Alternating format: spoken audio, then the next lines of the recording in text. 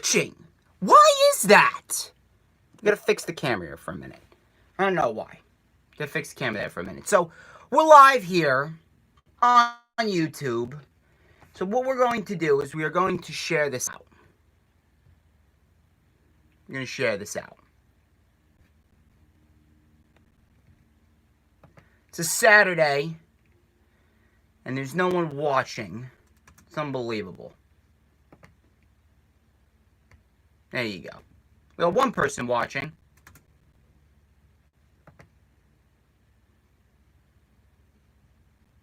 And come on. There you go. Share. And tweet. So. Let's go to my profile. We got 3 people watching so far. So let's share this out. Hey! What's going on, Danielle? We're going to share it out to a few people. Share it out. Be sure to hit that like button. What's going on? What's going on, man? Hit that like button when you come in. What's going on, Alan Holland? Alan Holland, baby. How you doing?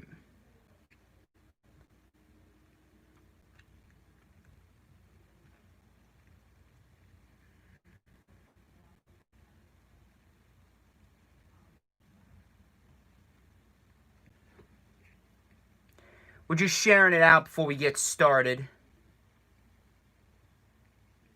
Who else should I share it to? Okay, I know who. We got a lot to talk about here, so I'm going to need you all to share it out. I'm going to need you all to share it out on all platforms of social media. Get over here. We got... here we go. Got that. We'll get started in just a little bit. It's gonna be a long stream, people. We're gonna have a good time. You're always gonna have a good time with me. It's gonna be a long stream. You're always gonna have a good time with DJ Storms. Who else we got over here? We got no. That's not what I want. Come on. There we go. Hey, Jess! What's going on? What's going on, Jessica H? Danielle, I know that's your friend. I know that is your friend. So we have Jessica H in here. We got to get Jessica Catanzaro in here. Hopefully she'll be here sooner rather than later.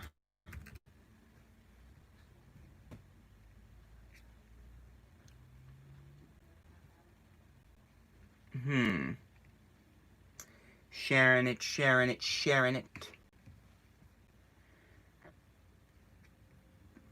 Who else?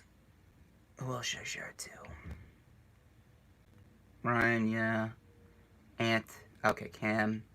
I gotta get Cam. I gotta get Real One in here. We'll start in just a little bit. I just want to get some people in here.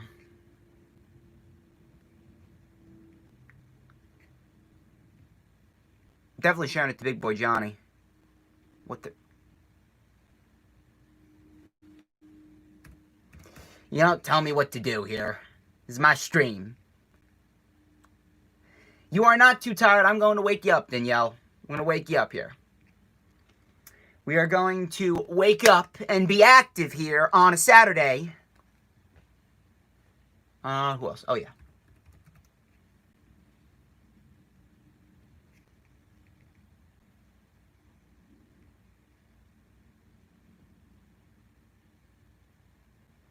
Ryan Rogers, Ant, and Real One. There we go. Who was that? I missed it. Hey, Stevie! Stevie! How you doing, man? How you doing? And there goes my dog. You see, that's why I stopped doing my videos here. That's why I stopped doing my videos here. But regardless of that, The reason why I'm doing it here is because my usual location, it's currently being operated on, so I can't really do too much about that. So this is just a one-time thing, and I'll be doing it here. This is just a one-time thing, I'll be doing it here. Be in and out.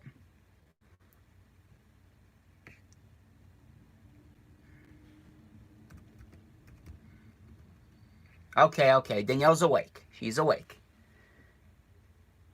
But anyway, we are going to... Why don't we get started? Should we get started? I think we should get started. Yeah, I know, right? That's what I'm trying to figure out, bro.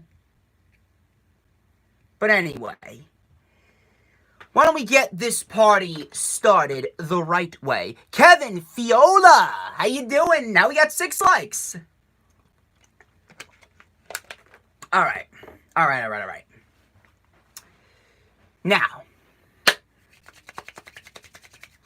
we getting started. Ladies and gentlemen, I'm the one and only DJ Storms, and I'd like to welcome each and every single one of you back here to the channel on YouTube.com. As of course, you already know who I am, Mr. Controversy, and the operator of the best damn Twitter handle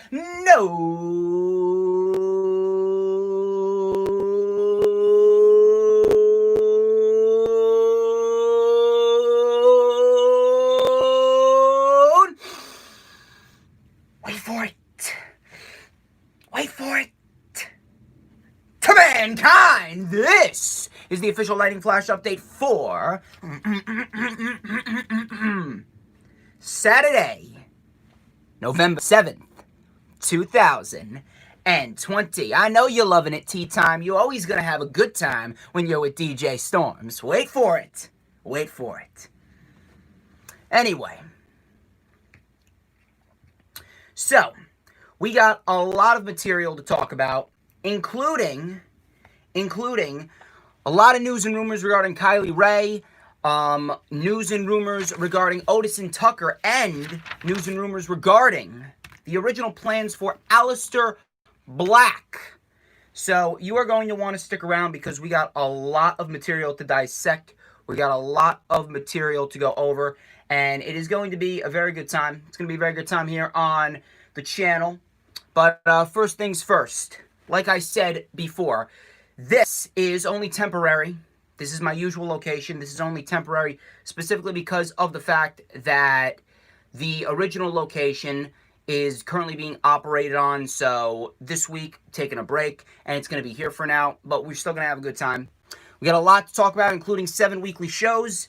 But first things first, as always, I'm going to need you guys to follow these simple rules. Number 1, follow me on Twitter. The Twitter sticks at HistoryMakerDJS. You'll find out why I am the operator of the best damn Twitter handle known to mankind. So please go check that out. Follow me on Instagram and Periscope at the DJ Storms.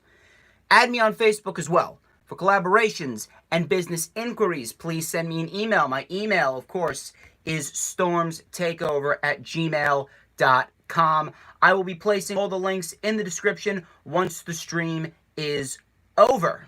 So, I need you to like the official DJ Storms business page as well. That's on Facebook, and I may just send you an invite to join the official DJ Storms Posse group on Facebook. That is. All the links will be in the description. I will place them in the description after the Lightning Flash update is over. Now, I do want to bring to attention the fact that the rundown for AEW Full Gear with Lil Stevie, it really didn't do as well as I thought it would. It's only at like, 67, 70 views, I think. And I believe a lot of that has to do with the fact that a lot of people were just so embroiled in what's going on with the presidential election.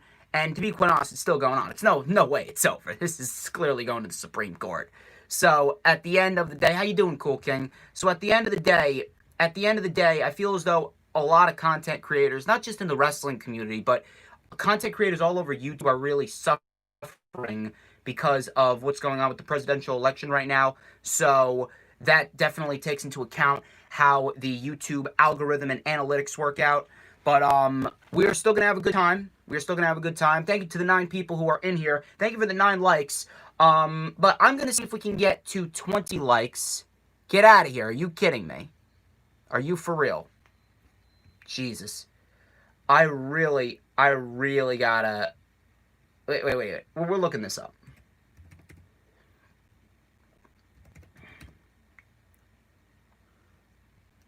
Well, what's your name, bro?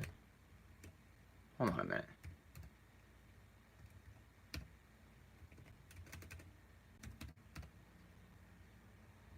Jesus. I don't even know that happened. But regardless, bro. We are still going to have a good time. Sorry to hear that, Rob, but we are still going to have a good time. Hopefully I can entertain you here. Hopefully I can bring to you some quality entertainment and quality wrestling analytics. But like I said, the rundown with Lil Stevie didn't really do too well as I thought it would. I believe it's because of the presidential election that's going on, and obviously we heard what was going on with the ratings for All Elite Wrestling and for NXT, so obviously that is also taken into account. So we have that going on, but we are still going to have a good time. Thank you, bro. I greatly appreciate that.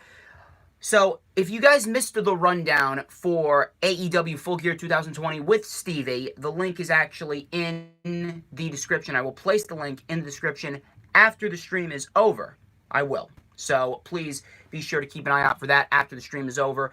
And if you guys haven't already done so, I don't know why. Well, actually, you guys actually came in clutch. We're 7 people watching, and we got 10 likes already. So, I greatly appreciate that. If you guys have not already done so, yeah, we need 20.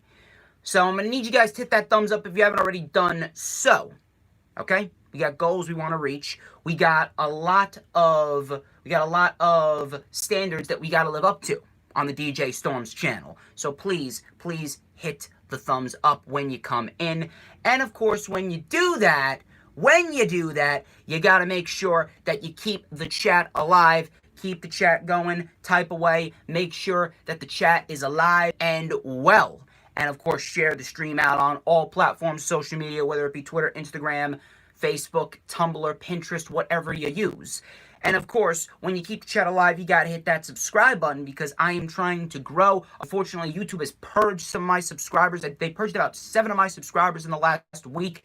I don't know why, because YouTube fucking sucks. So I'm gonna need you guys to please help me out there. Please help me out there. And please share the stream out and subscribe. Tell all your friends, your families, your neighbors, your aunts and uncles, your dogs, your cats, your hamsters, your guinea pigs, your snakes, your rats, your parrots to subscribe to DJ Storms. Please. And of course, when you hit the subscribe button, you gotta hit the notifications bell with a huge coup de grace. That way you will know whenever I pop up on YouTube. Because whenever I pop up on YouTube, it's the best time to be on YouTube. It's the only time you're going to get to see this glorious sideburn chin strap combination. Beautiful mustache right here. And I do have it right beside me. Because everybody wants a piece of the Storms Meister. We are going to be chilling. We're going to be dissecting a lot of material before Full Gear pay-per-view. So,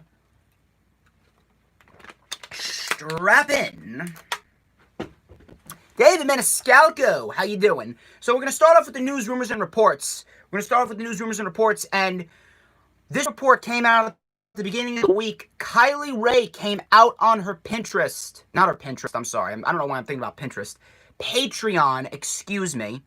Kylie Ray came out on her Patreon to address the current situation. As a lot of people know, she was not at Bound for Glory for her scheduled match against Deonna Purrazzo for the Knockouts Championship. And that came about supposedly because of an injury. And a lot of people were automatically assuming that it was an injury and it needed to be taken care of. So what happened was we all thought it was an injury, but it was a minor injury that Kylie would have been able to recover from. But apparently it was not an injury. She said that she is currently unwell. She wrote on her Patreon, and I quote, "Good morning. I'm truly sorry for the pain I've caused and miscommunication. I am currently unwell. I'm also sorry that I wasn't able to get this out before your monthly subscription charge. I wanted to take this time to say I am no longer a professional wrestler, and I'm currently taking a break from social media. It's been very hard. It's been a very hard decision to make, but please understand. When I am well, I will try to fulfill any obligations that I have missed. During this time, most tiers will not be able to be fulfilled. Please feel free to unsubscribe from this membership/Patreon account. Thank you for understanding. Joe Foe in the ring. Joe Foe in the ring. My guy. My guy. I was waiting for you, Joe Foe. I was waiting for you, Joe Foe. Anyway. So, Kylie Ray. She was one of my favorite independent professional wrestlers. I loved what she had to offer. I truthfully wish that she would have gone a little farther in All Elite Wrestling other than that one match at Double or Nothing. It's an unfortunate set of circumstances, but if there's one thing that we have definitely learned from this incident with Kylie Ray is that mental and emotional health is definitely no joke. Mental and emotional health needs to be taken as seriously as possible. Mental and emotional health absolutely is number one when it comes to a sport like this, when it comes to a job like this. So I truthfully hope that Kylie Ray is okay. I'm sending my thoughts and prayers out to Kylie Ray, and I truthfully hope that everything works out okay, and I truthfully hope that Kylie Ray finds mental and emotional happiness outside of the realm of professional wrestling. I do really hope that whatever she is going through right now is resolved, because no one deserves to go through stuff like this. I know about mental and emotional health. It's not a joke. And trust me, I've suffered through plenty of mental and emotional incidents, especially with the intestinal condition that I've been living with for the last 4 years. I know that's definitely taken a huge toll on my mental and emotional health. There was a point in time where I was hunched over on a bed in pain, screaming, please get me new intestines. I thought that I was never going to get better. I thought that I was never going to finally have the opportunity to live my life again.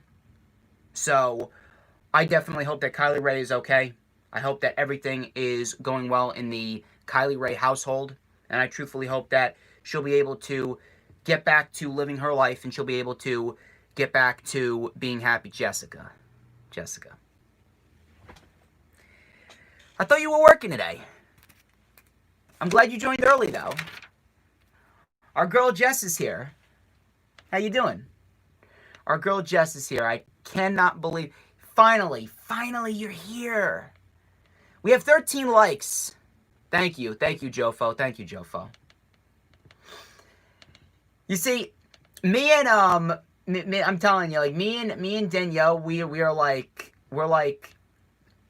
Jessica's favorites. Whenever she comes into this channel, you've been listening for 10 minutes. Why didn't you comment?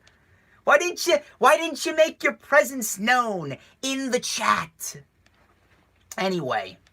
Anyway, we're moving on to the next report, and I got a lot to say about this report, but thoughts and prayers go out to Kylie Ray.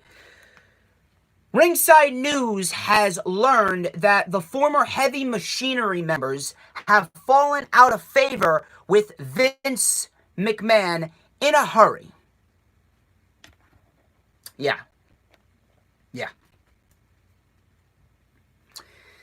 Yeah, like we didn't figure that one out.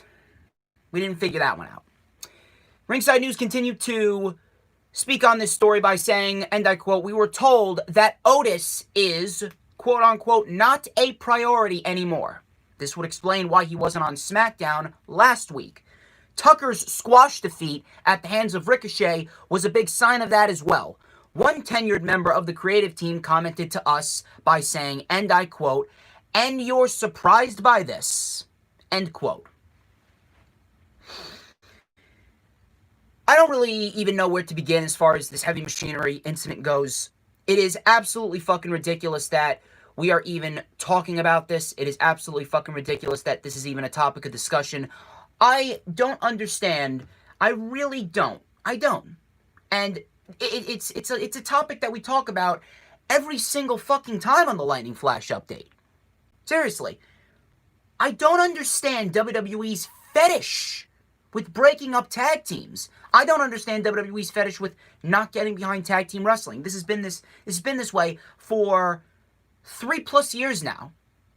I don't know, ever since after WrestleMania 34, when that report came out, I believe it was from either PW Insider or Ringside News. That report came out saying that tag team wrestling was not a priority anymore. I don't get it. I really don't get it. If you were going to break up a tag team, why didn't you break up Miz and Morrison? That's what I don't understand. Miz and Morrison have been a bad comedy act for the entire fucking year. Miz and Morrison, they're better separately than they are together. Been the tag team formula forever. You're fucking telling me, Joe Fo. You're fucking telling me. It's ridiculous. Not every tag team is going to have a Shawn Michaels and a Jannetty. You can't just break up every tag team in hopes that you're going to find a breakout single star. You need tag teams. If you are going to constantly break up tag teams, then just get rid of the fucking tag team championships. What's the point of having 2 tag team championships on Raw and SmackDown? What's the point of even having a tag team division at all if all you're going to do is break up tag teams? You broke up Angel Garza and Andrade. You broke up Heavy Machinery. It is fucking ridiculous. That's what I'm trying to figure out, Adam.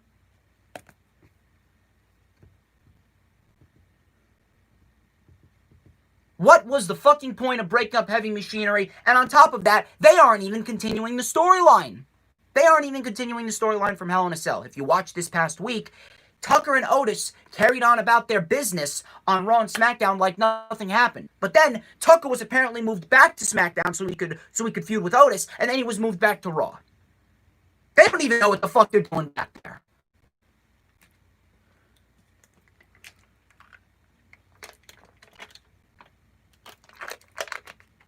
I don't understand why WWE didn't pull the trigger when the time was right back at Extreme Rules of 2019. Back at Extreme Rules of 2019, when Tucker and Otis were fighting the New Day and Daniel Bryan and Eric Rowan for the SmackDown Tag Team titles, that was the opportunity, that was the prime time for Heavy Machinery to become the Tag Team Champions. But then, all of a sudden, Vince McMahon started gravitating towards Otis, and then he gave him the Money in the Bank briefcase, and then Otis fell out of favor with Vince McMahon. You had Tucker turn on Otis, and now you're not even having them feud. And Tucker lost inside of 60 seconds to Ricochet. What was the fucking point? What was the point? I cannot stand seeing talent like this wasted. Everything that Heavy Machinery was in NXT, gone. Gone. And it's a common trend. It's a common fucking trend. It is ridiculous. I would not be surprised if Tucker and Otis are on the next batch of WWE releases. Moving on. WrestleVotes. WrestleVotes provided another update on the WWE ThunderDome. So they tweeted out, and I quote, "Regardless of the next location for the ThunderDome, it is expected to last until February." So apparently WWE is not planning on ending the ThunderDome after the month of November. They're planning on continuing the ThunderDome into February. They continue saying, and I quote, "However, WWE is working on something different for the Royal Rumble event. They want fans, even if it's just for that one show." End quote. I don't understand the fetish of the ThunderDome either. AEW now has fans in attendance. Like I said last week, this is what I've been saying every single time I talk about the ThunderDome. Why not just have the limited capacity? Implement the limited capacity rule, implement masks, implement social distancing, and you'll be able to have fans. Or, like I've been saying, it's because of the simple fact that Vince McMahon doesn't want to implement the rules and regulations of COVID. They don't want to implement the safety rules of COVID, so they do the ThunderDome. You do this virtual fan experience to have to avoid going around the rules and going through the motions Because if you really cared, then you would have had fans in attendance months ago. So you want to have fans for the Rumble. But why would you want to continue the ThunderDome after the Rumble if you're going to have fans in attendance anyway? So you're working on having fans for one show, but you don't want to have fans throughout the month of February after the Royal Rumble. You want to continue the ThunderDome? What sense does that make? It's a waste of money. It's a waste of time, effort, and money. If you can somehow get fans for the Rumble, go forth with it. Go forth with it and continue that going into the rest of 2021. Even if it is limited capacity. We actually had Florida allowing full capacity in big arenas. So they could actually have a full capacity arena for WrestleMania. Exactly. It's ridiculous. These fucking fake crowd reactions. What's going on? What's going on? How you doing? Please hit that like button. But that's an update on the ThunderDome in case anyone was wondering. Doesn't make any sense that WWE wants to continue the ThunderDome into February if you're going to have fans for the Royal Rumble. So, moving on here, we got a report from Paul Davis. Paul Davis of WrestlingNews.co. Now, this came as a bit of a surprise. So, Paul Davis of WrestlingNews.co was told by his sources that a certain phrase called Chinkona Bomb has been marked by WWE, and it will be used for Raquel Gonzalez. She is reportedly a favorite of company management, and they believe she will be a quote-unquote major player when she is eventually called up to the main roster. Now, I don't know what's going on backstage. I don't know who feels this way backstage. I don't know what pills they're popping backstage, but Raquel Gonzalez is in no way, shape, or form a major player by any means necessary. And to be quite honest, I don't even know why they're looking at Raquel Gonzalez as a major player now, especially when the entire women's division on both Raw and SmackDown is in complete fucking shambles, and you have absolutely no stars waiting in the wings to break through that glass ceiling and step up to the level that women like a Becky Lynch or Sasha Banks or a Bayley are on. Maybe Bianca Belair, but time will tell. Bianca Belair, like I've said, she should be the sole survivor at Survivor Series, and she should win the Women's Royal Rumble. I don't know what's going on there, but obviously it is a rather shaky situation. It is a rather shaky situation there. But Raquel Gonzalez, here's the thing with Raquel Gonzalez. She's got a great look. She's got a great look, don't get me wrong. But if we're basing our judgment on what we've seen from Raquel Gonzalez over the last 8 months, there really hasn't been any breakout performances from Raquel Gonzalez, unless you count the match with Rhea Ripley at Halloween Havoc. Now, don't get me wrong, that match was good. It was good, but if we're talking in terms of a breakout performance, that match was probably the weakest match on Halloween Havoc. More people were talking about the match between Gargano and Damian Priest, the match between Io Shirai and Candice LeRae, even the Haunted House of Terror match between Dexter Lumis and Cameron Grimes. More people were talking about that, more so than they were doing Raquel Gonzalez and Rhea Ripley. And if we're being quite honest here, that match may have been good, but Rhea Ripley really carried that match. Raquel Gonzalez, yes, she's gotten a little better. She's gotten a little better in the ring from when we first saw her, and she made this debut under this new character with the alliance with Dakota Kai. But in terms of long-term progression, there really hasn't been much long-term progression, and already she's being talked about as potentially a major player when she gets called up to the main roster. Why are you so focused on Raquel Gonzalez? We can't even build up any major players on the main roster with the talent that you have now. Doesn't make any sense. You're thinking ahead with Raquel Gonzalez, yet you cannot even build any new stars, and you can't even build any major players with the talent that you have now. What sense does that make? So I don't know what's going on. Time will tell with Raquel Gonzalez, but in in speaking now, there's no way that Raquel Gonzalez is a major player. There was, at one point in time, I called her the female Braun Strowman, and you don't want to be called the female Braun Strowman. She's gotten a little better. She had a good match with Rhea Ripley.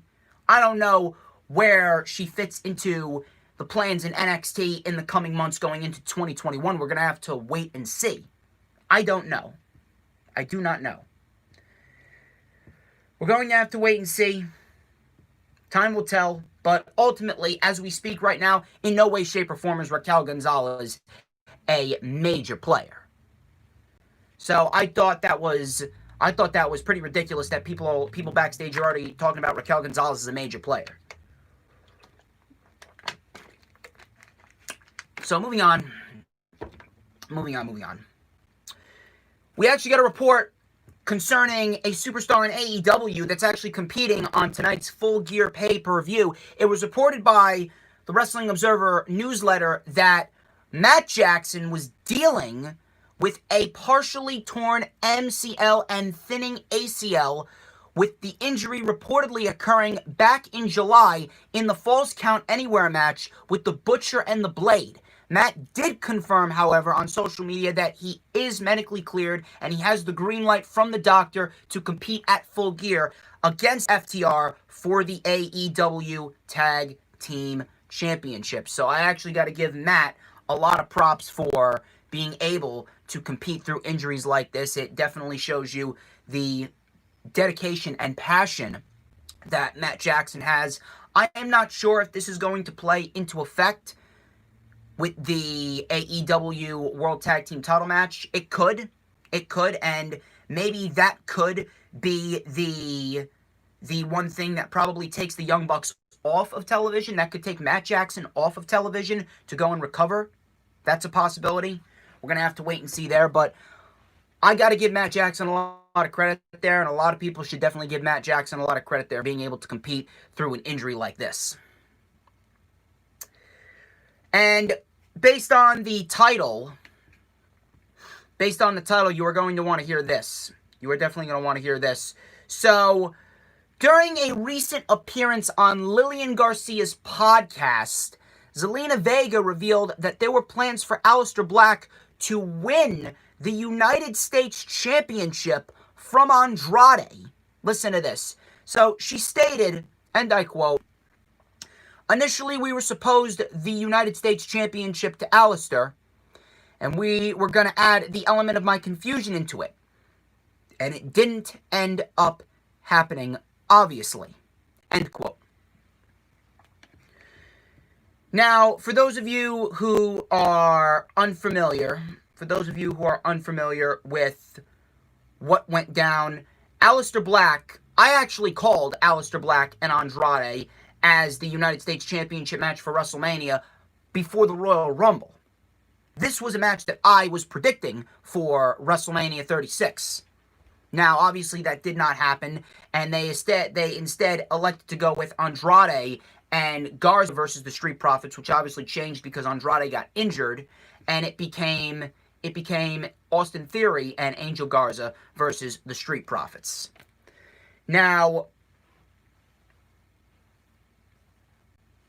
Aleister Black ended up going on to face off against Bobby Lashley, which he won. How you doing, Danielle? Aleister Black went to face off against Bobby Lashley, which he won that match.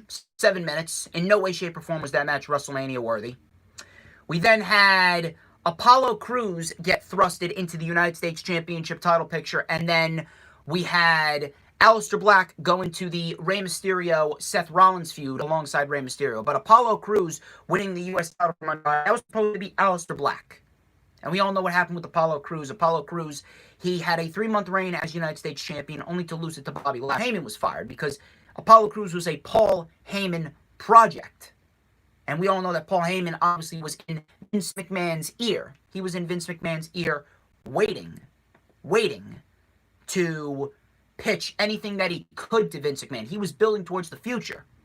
Now you got Bruce Pritchard in there. Now you got Brother Love in there with Vince McMahon. So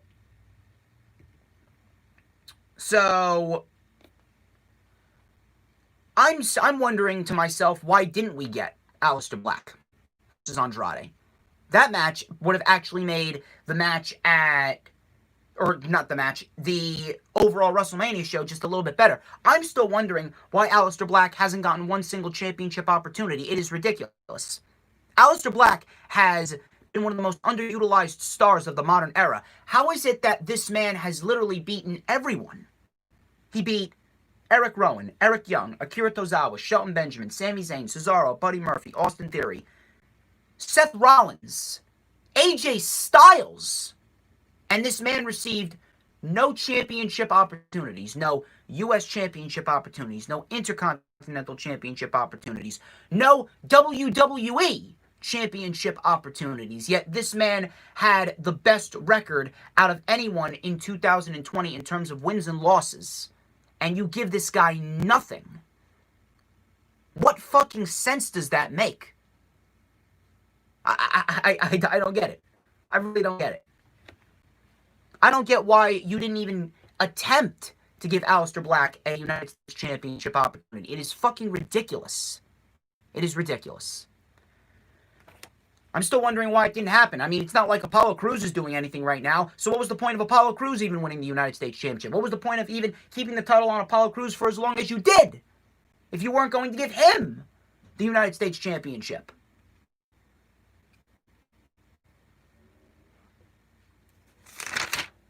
Those are your news and rumors. Check the chat. Danielle's back. Danielle's back. We got Adam saying, keep wasting your talent, Vince, so much so when they leave and succeed elsewhere, you look at yourself in the mirror and blame yourself for the decisions that you made. Tell me about it, Adam.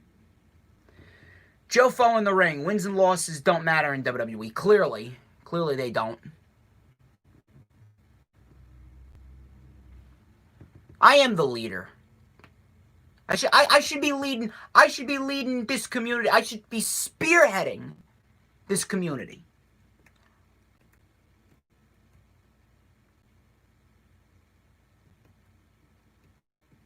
Ridiculous. But anyway, those are your news and rumors. Those are your news and rumors. We are going to get down and dirty into the weekly show reviews, and boy, oh boy, no, I'm not going live during Full Gear. I'm going to be taking my notes for Full Gear, and the rewind is going to be on Monday. The rewind will be on Monday afternoon before Monday Night Raw. So, with the news and rumors out of the way, we are going to get straight into the weekly show reviews. We got a lot of weekly show material to dissect. So, we're going to start off with Raw. And in typical fucking fashion, Monday Night Raw was absolutely fucking horrible. I'm telling you right now, I am legitimately dreading the end of my college semester. And I don't even believe that I'm saying that. I'm literally dreading the end of my college semester because I legitimately don't want to go out of my way to take 4, 5, 6 pages of notes on Monday Night Raw. That's how much it fucking sucks. So, Randy Orton kicked off the show. He says he became a 14-time world champion.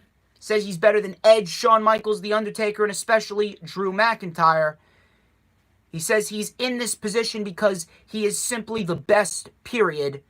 He says he's no longer the legend killer. He is simply a legend. Great line there from Orton. He then dared anyone to come and challenge him. So then Alexa Bliss came out. She smiled. Orton was walking around her in a very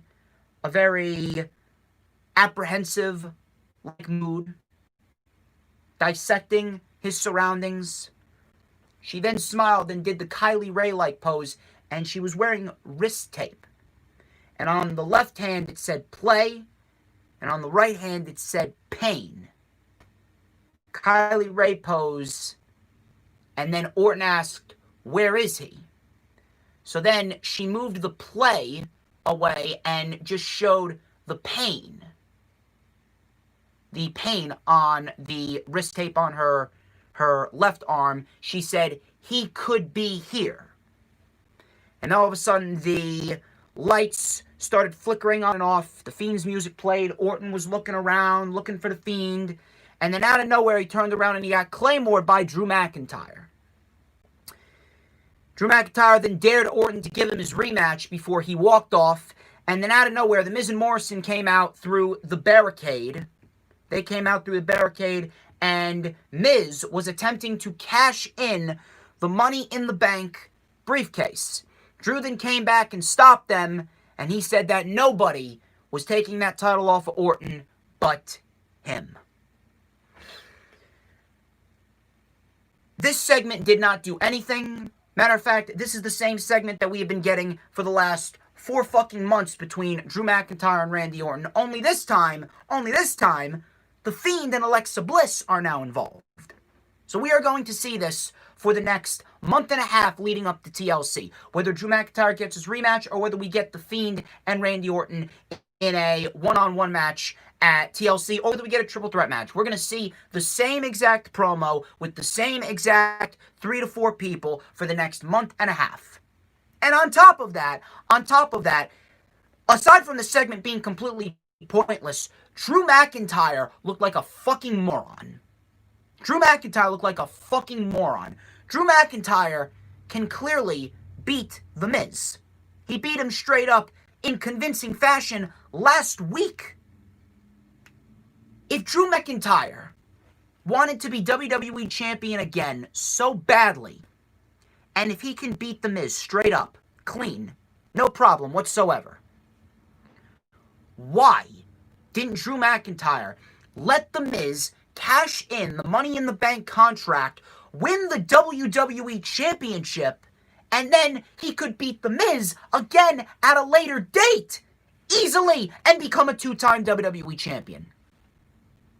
And don't give me the bullshit excuse of, Randy Orton is the one that Drew McIntyre is feuding with. Who gives a shit? You're telling me that a feud with Randy Orton is more important than being the WWE Champion again? If you have the opportunity, you fucking take it. Drew McIntyre looked like a dumbass. Take care, Jofo.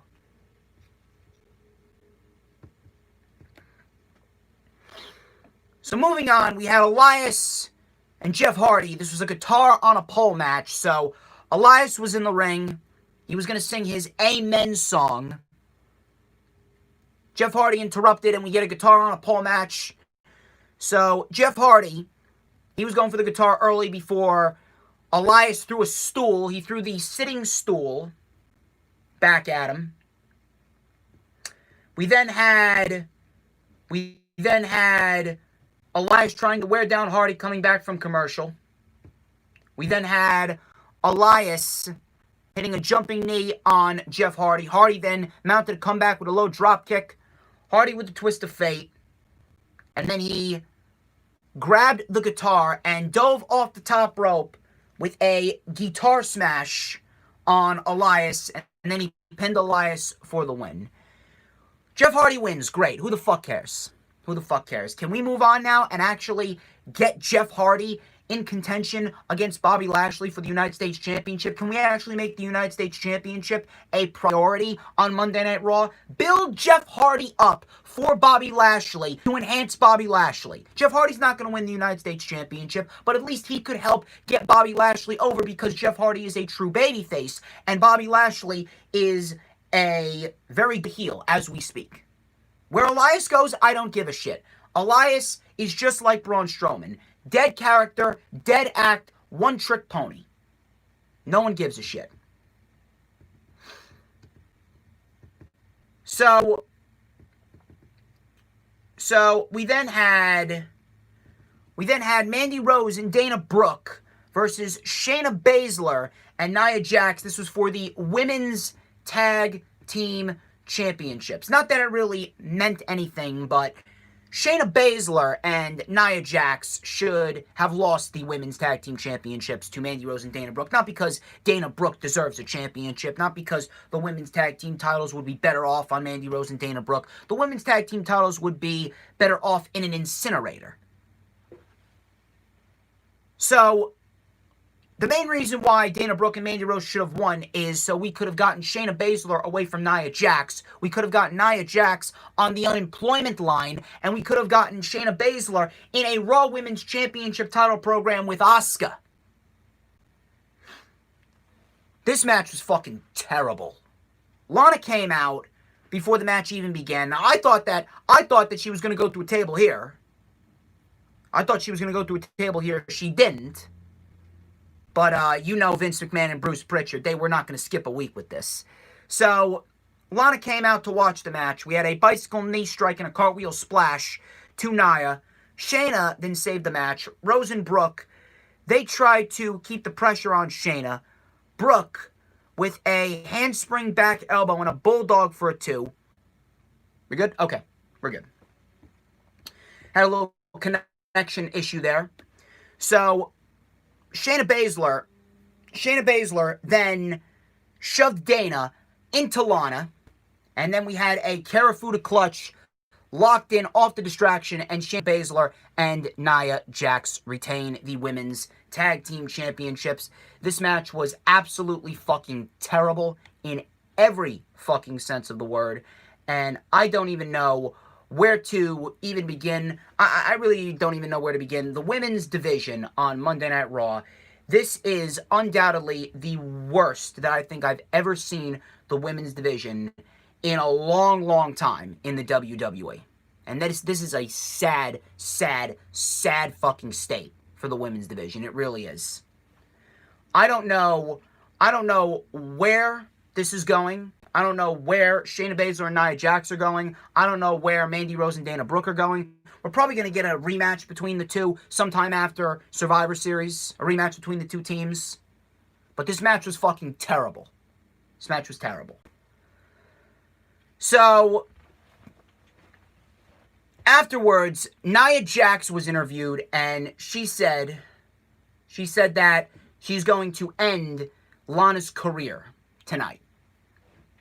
So, you can imagine what happened later on in the show, and we're going to talk about that, trust me. We will talk about that in a minute. So, we had R-Truth coming out. He was asked why he agreed to face Bobby Lashley, and he says, no. He came out because he wants the water boy, Bobby Boucher, to sign his water bottle. So Lashley ended up coming out. And we had the Hurt Business mouthpiece MVP. He gave his okays to Bobby Lashley. Gave a high five. Gave his knuckle touch to Bobby Lashley. Then we had a spear inside 30 seconds, cutting him in half, and then Truth passed out to the Hurt Lock before Drew Gulak came out, and Drew Gulak then got attacked by Bobby Lashley. He was locked in the Hurt Lock. Drew Gulak passed out to the Hurt Lock, and then we had Drew Gulak getting draped over R-Truth by Bobby Lashley, and Drew Gulak becomes the 24/7 champion. As if anyone gives a shit. As if anybody gives a shit. So after that, we had AJ Styles coming out with his manager. AJ Styles came out with his manager. And he says that SmackDown lacks someone with the intangibles to be a leader. So, Styles says his intangibles have intangibles. He introduces his team. He introduces Sheamus first. Then he introduces Keith Lee. Keith Lee said, nobody agreed that you're the captain. Sheamus says he actually agrees with Lee. Sheamus says he'll never take orders from Styles. Styles was then interrupted mid-sentence before Braun Strowman came out. So Braun Strowman came out. He says the only thing the team needs is these hands. Lee says that you need to qualify, just like the rest of us. Strowman says that he's been on a winning streak at Survivor Series, and he's beaten Lee. Just by that alone, he should qualify. So, Adam Pearce then came out to try and calm things down. He said to Lee and Sheamus that Braun Strowman makes up some good points. I believe he said something like that. So Lee and Sheamus went back and forth. Styles then pitched an idea to have a triple threat match, and if Strowman wins, he's on Team Raw. And Pearce made the match official. This segment was probably one of the most childish segments that I've seen on Monday Night Raw all year. We have 4 grown men going back and forth, arguing like children. 4 grown men going back and forth, arguing like children over who's going to be on the Survivor Series team. 4 grown men going back and forth like fucking children. I don't understand. I really don't understand. 4 grown men acting like children because one person doesn't want Braun Strowman on the team. One person says Braun Strowman needs to qualify. AJ Styles wants Braun Strowman on the team. He says that he's the leader. Sheamus and Lee saying that, no, you're not the leader. What the fuck was the point of this? Seriously, what the fuck was the point of this? If Braun Strowman was really that valuable, then he would have already been picked to be on the team. And on top of that, how about this? Did you ever think of this? I'm not sure if anyone's ever thought of this, but how about you just put Braun Strowman in a separate qualifying match against someone like, I don't know, who gives a fuck? Humberto? Who gives a fuck? Someone like a Humberto. No one gives a shit.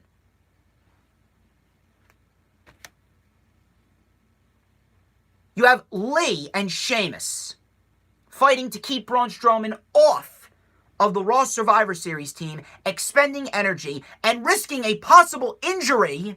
Not that it really means anything. Because there's nothing on the line that Survivor Series. But at the end of the day, you're wasting energy. You're wasting energy and you're risking potential fucking injury. I'm not even going over what happened. Braun Strowman won. Braun Strowman won with a power slam to Sheamus. Do we really need to have Braun Strowman beat 2 men who are above him, leagues above him? Styles then went into the ring and told everyone to shake hands. Strowman and Lee then shook hands. Sheamus then hugged Strowman before he kicked him out of the ring. Lee then took out Sheamus. Styles then shoved Lee out of the ring and he screamed, "Why can't we all just get along?" Yes, exactly what he said. This was absolutely fucking childish. Childish! How you doing, Leo?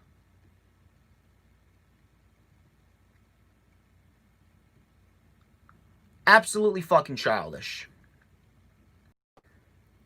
So, we get a Firefly Funhouse. With Alexa Bliss and Bray Wyatt. So they welcomed everyone to the Funhouse. He says that this episode is dedicated to the 3 most important letters in sports entertainment, RKO. So Abby the Witch says that Orton can go fuck himself. She told Bliss to go fuck herself. Wyatt then recalled the history of him and Orton. Had some flashbacks of Randy Orton burning down the Wyatt family compound. Wyatt says that it can't be that simple as he never forgets. Wyatt then used the heel glove on Bliss, and then Bliss started throwing up blood. Wyatt said, "Oh shit," and that was that. I've been doing okay, Leo. Thank you. So, then we had Nia Jax versus Lana. And I'm telling you right now, this was... It's like they're not even fucking hiding it anymore. They are legitimately not even hiding the pettiness anymore. It is absolutely fucking ridiculous. And I'm telling you, You know that WWE's petty. Now it's on full-blown display. They are not even hiding it. They don't give a shit. They legitimately don't give a shit anymore. They are not even hiding their pettiness. This entire match was produced solely by Bruce Pritchard and Vince McMahon. Nia Jax went right after Lana. We had Nia calling Lana a piece of crap. We had Nia saying that Lana should just give up. She should just quit. She was just fucking toying with Lana. This entire match, this entire segment, was Bruce Pritchard and Vince McMahon speaking vicariously through Nia Jax to Lana. This was absolutely, and I don't even give a shit about Lana. I don't even care about Lana. She should have been released back on Black Wednesday. I don't give a shit about Lana. I don't. But at the end of the day, this is absolutely fucking disgusting. Nia hit a Samoan drop for the win. Nia was then walking up.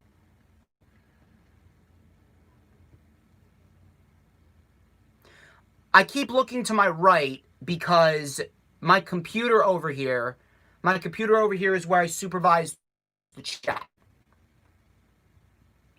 That's why I keep on looking to my right. I keep looking to my right because my computer is where I supervise the chat. So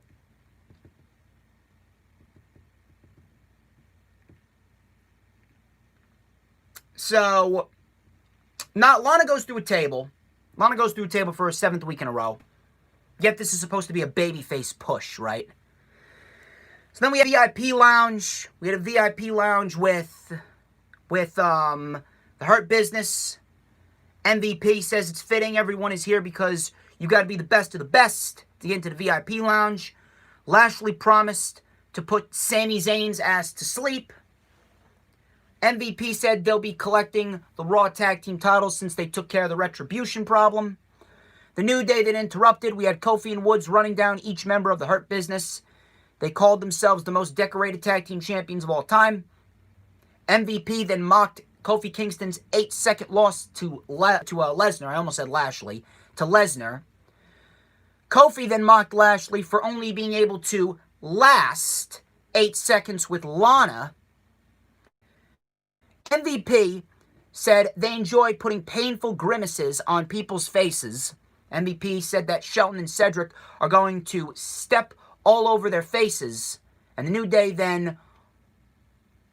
What would they do? They said they were only worried about the Street Profits. I can't even read my own fucking handwriting. I'm sorry.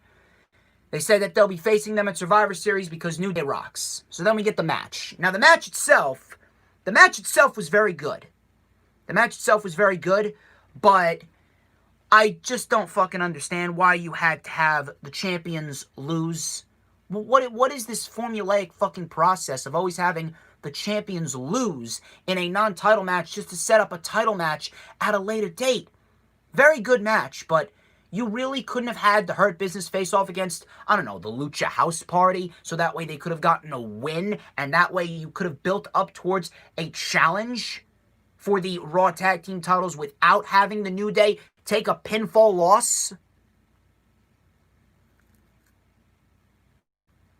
So Woods came in with a swift sidekick to Benjamin. Woods was then taken out by both Shelton and Cedric. Benjamin with a huge knee right to the face. We had Cedric isolating Woods before Kofi got the hot tag. Kofi came in with a big boom drop. Cedric got caught with a Hurricane Rana and a stomp to the chest for a 2. We had a Michinoku drive by Cedric for a 2. Tagged to Woods, big swinging DDT for a 2.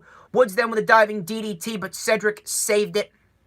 Kofi then got popped up by Benjamin, and then we had a Neuralizer and a Pay Dirt combination for the win on Woods, and the Hurt Business take the victory.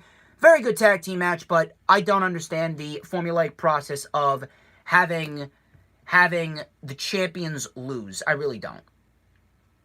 I really don't. So we then had, what do we have? We had Nikki Cross finding Alexa Bliss. We had Nikki Cross finding Alexa Bliss in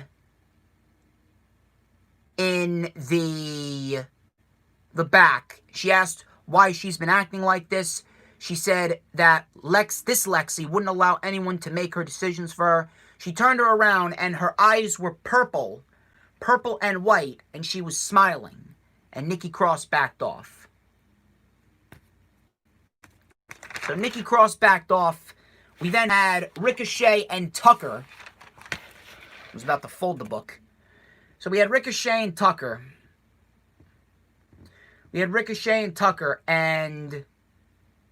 And we had this match legitimately lasting 60 seconds.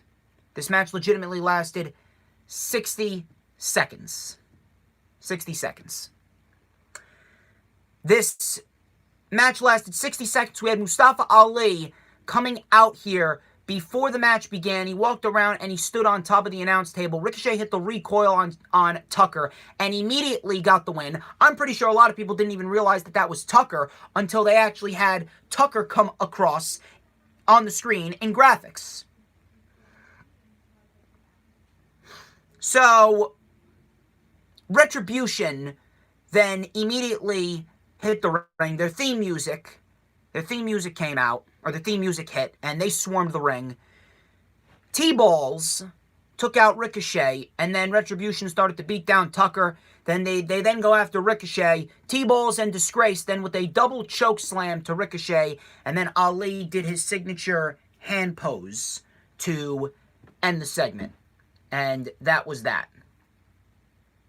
So, I don't fucking understand what the fuck the point of this was.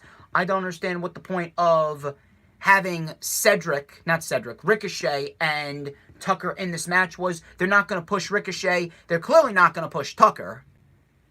And this is what you broke up Heavy Machinery for, to have Tucker come out there. And by the way, he was wearing sweatpants with the words Knight on the back of them. But his name is not Tucker Knight. It's just Tucker, since you shortened Tucker Knight when Heavy Machinery came up to the main roster. I'm surprised you didn't shorten Lacey Evans' name to just Evans.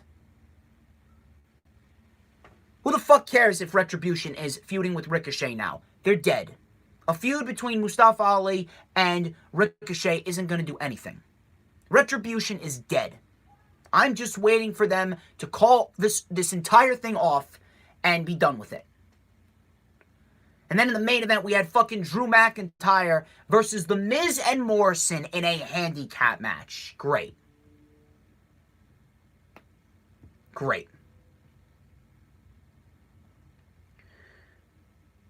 So I barely even paid attention to this match. I really didn't. Miz absolutely destroyed both Miz and Morrison here. Easily, by the way. So let me get this straight.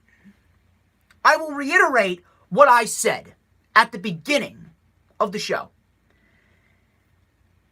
If Drew McIntyre can beat not only The Miz, but now he beats John Morrison and The Miz simultaneously. He beat the handicap match. Are you telling me that Drew McIntyre, if he wants to be WWE Champion so badly, he wouldn't allow The Miz to successfully cash in his Money in the Bank contract, win the title, and then he could take it off of The Miz at a later date? It's unbelievable. It's absolutely fucking unbelievable. And then afterwards, Randy Orton came in with an RKO out of nowhere, and then Wyatt's laugh was heard all throughout the Thunderdome as the show went off the air.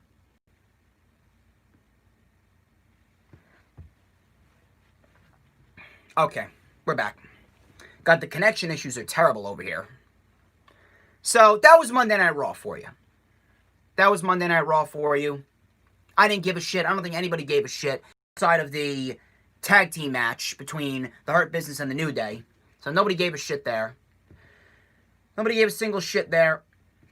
We then had AEW Dark, which was actually fairly decent. This was actually the first of two AEW Darks this week. They had two AEW Darks this week. I'm just going to start calling T-Balls testicles. I should just start calling T-balls testicles, to be quite honest with you. But anyway, so AEW Dark, we had Bishop King versus Darby Allin. Very standard showcase match for Darby Allin here. Darby Allin locked in the Last Supper for the victory on Bishop King. Obviously, this was leading up to the TNT title match between himself and Cody tonight at Full Gear. We then had Layla Hirsch, legit Layla Hirsch and Elena Black versus Red Velvet and Brandy Rhodes. Who the fuck cares about Brandy Rhodes? I certainly don't. Layla Hirsch and Velvet, they actually got some decent offense here on each other. Brandy with a shitty-looking shot of Brandy. Brandy really needs to stay out of the fucking ring. So, Brandy and Red Velvet win. Who gives a shit? Jurassic Express versus KC Navarro and Danny Limelight. Very standard showcase match for Jurassic Express. Luchasaurus with a choke slam, and then we had the extension event to KC, and then a toss powerbomb on Danny Limelight for the win. We had Ryzen versus Frankie Kazarian. Kazarian with the reverse DDT for the win, and then afterwards TH2 came out to attack Frankie. Evans then took the mic, but he was interrupted by Daniels. And then we had Angel's Wings on Evans to end that little segment.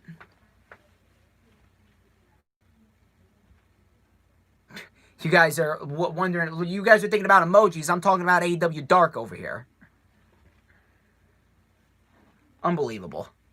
Anyway, so we had David Dutra versus Ricky Starks. We had David Dutra versus Ricky Starks, and we had a very, very, very, very, very standard showcase match. We had a very standard showcase match here for Ricky Starks. The highlight of this match was the fact that Ricky Starks hit the spear. Stop it, you two. Ricky Starks hit the spear, and then Taz, I'm not sure what, let me just say, Taz is fucking great on commentary. So, we had Taz, Ricky Starks was going for the Rochambeau finisher, and we had Taz saying, oh, here we go, a little row, a little bow, a little Rochambeau, bam, Rochambeau. It's exactly what Taz said. You can go back and rewatch AEW Dark. It's exactly what he said. Ricky Starks wins. So Ricky Starks wins. Afterwards, we had Sean Maluda and Alex Chamberlain versus Griff Garrison and Brian Pillman Jr. Flying clothesline powerbomb combo for the win. And then afterwards, Lance Archer came out and just fucking destroyed everybody, like Lance Archer does. Roberts was then hyping up Lance Archer, and he said that he'll DDT someone if he deems necessary. The ultimate price is going to come at the hands of this man, obviously motioning to Lance Archer. So Archer says, imagine what he'll do to Eddie's family. He says it's time to shut up and fight for AEW. It's like a horror movie you can't wake up from. It's like a horror movie that you can't bear to watch, but you can't help but open your fingers and peek through. He says that he'll rage in every fight, and he'll never go quietly into the good light. So, that was Lance Archer's promo. Lance Archer's fucking awesome. I love everything about Lance Archer. So, we then had Aaron Solo and Angel Fashion versus Max Caster and Anthony Bowens. Max Caster and Anthony Bowens actually signed with AEW. So they signed with AEW, and then Max Caster actually did a little rap on Angel Fashion and Aaron Solo. So we had Max Caster saying that the Acclaimed is back because Tony Khan knows the deal. We up against two generic guys with no appeal. So that was a very nice line there. He then turned to Aaron Solo and he says, hey, is that Aaron Solo? Here's a challenge. Try and cut a good promo. He turned to Angel Fashion and he goes, Is that Angel Fashion? That can't be right. How is your last name Fashion with those whack-ass tights? So, that was actually pretty funny. Taz and Excalibur were laughing over this shit. And this was actually a very nice back-and-forth match. We had a wheelbarrow cutter by Caster and Bowens for the win. This should actually be a very, very, very fun duo here. I love what Max Caster did here. Max Caster is actually very fucking funny. Max Caster is very fucking funny here. So after that, we had Allen 5 Angels versus VSK. Wing Snapper for the win. Nothing too special here. We had the Butcher and the Blade versus Jersey Muscle. Neckbreaker powerbomb combo win for the Butcher and the Blade. That was that. And then afterwards, the Natural Nightmares came out and they brawled with the Butcher and the Blade. I'm guessing this is going to set up a tag team match next week. And I'm guessing that this should also, excuse me, this should also possibly set up a blood and guts match. So, after that, we had D3 versus Will Hobbs, running power slam for the win. Starks and Cage then swarmed the ring before Darby came out to save Hobbs again. Yeah, the connection's terrible, I apologize. So then afterwards, we had Stu Grayson and Evil Uno versus Baron Black and Nick Camaroto. We had the Fatality for the win. We had the Dark Order, which was John Silver, Colt Cabana, and number 10 versus Cesar Bononi, Sean Dean, and Fuego del Sol. Dark Order won with the spin-out torture rack bomb from John Silver, and that was that. So that was that, and then afterwards, we had Lady Tapa versus Kylie King. Kylie King actually got her first win. She got her first win here with the Frog Splash. Glad that she got her first win there. Chaos Project then took on Private Party. Chaos Project's fucking terrible. Private Party ended up getting the win, and Private Party is very, very, very good to watch. We had a Gin and Juice to Serpentico for the 1, 2, 3. And then afterwards, we had probably the only match worth going back and watching on Dark, which was Sammy Guevara versus Lee Johnson, which was actually a damn good match right here. We had Sammy Guevara with a Fosby flop to the outside on Lee. Lee Johnson came back with some chops. We then had a springboard missile dropkick for a 2. We then had Johnson with a tope con hero on Sammy.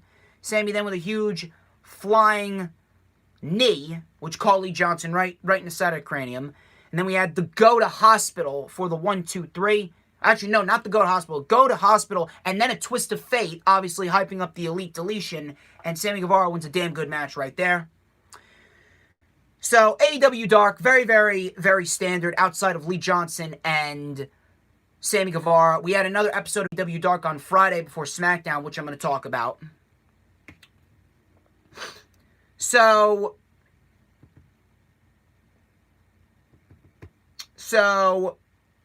we then had AEW Dynamite, which was a great go-home show. AEW definitely knocked it out of the park here with the go-home show for AEW Full Gear, and we're going to dissect that. We had Jericho and MJF having a very nice back and forth to start the show. And MJF said, "Oh, just watch. Just watch." So we had MJF and Wardlow versus Sammy Guevara and Ortiz to start the show. So Ortiz was isolated in the beginning until he fought back. He made the tag to Sammy. Sammy then with the swift kicks to the knees of Wardlow. And then MJF came in. We had a suicide dive on MJF and a Fosby flop on Wardlow. Ortiz then came in. He got his arm stomped by MJF, a diving arm stomp, which looked great. Ortiz then with the cactus clothesline taking out Wardlow. We had the Go to Hospital to MJF, but Wardlow was able to save it. Ortiz and Sammy then took down Wardlow. We had a beautiful double team action and a Tower of Doom superplex with all 4 men crashing to the canvas. Sammy with the frog splash on Wardlow. And then we had a springboard 450 to a standing MJF, which looked great. Sammy Guevara is fucking awesome at what he does. Matt Hardy was then in the crowd dressed as Serpentico. And then out of nowhere, we had Matt Hardy throwing a chair at Sammy behind the referee's back. And then we had the Salt of the Earth on Ortiz, and Ortiz ended up tapping out. And then afterwards, we had MJF showing some intensity as he went after Chris Jericho. He ran right after Chris Jericho after the match was over, and he said, "Don't ever call me soft again." So obviously, they are definitely building this match as something personal. And there's a lot of different routes that they could go with MJF and Chris Jericho. And I'm very, very interested to see how it does play out. It's going to be a very, very, very, very, very interesting scenario. I cannot wait to see how it plays out. We got Omega being interviewed by Shivani. And he said that he would have bet his money on Wardlow, but he ended up seeing Paige walk out victorious. He says that you take a look at his track record in tournaments, and it's hard to bet against me, but I'll let you decide.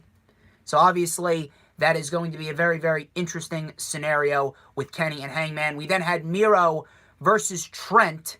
Trent went right after Miro.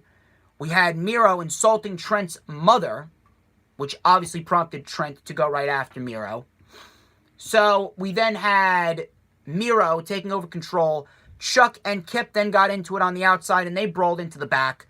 Miro then continued to dissect Trent. Thank you very much, Hannah. So Miro continued to dissect Trent. We then had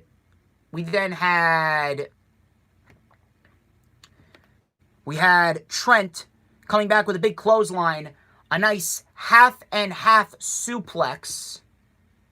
Nice half and half suplex, and then we had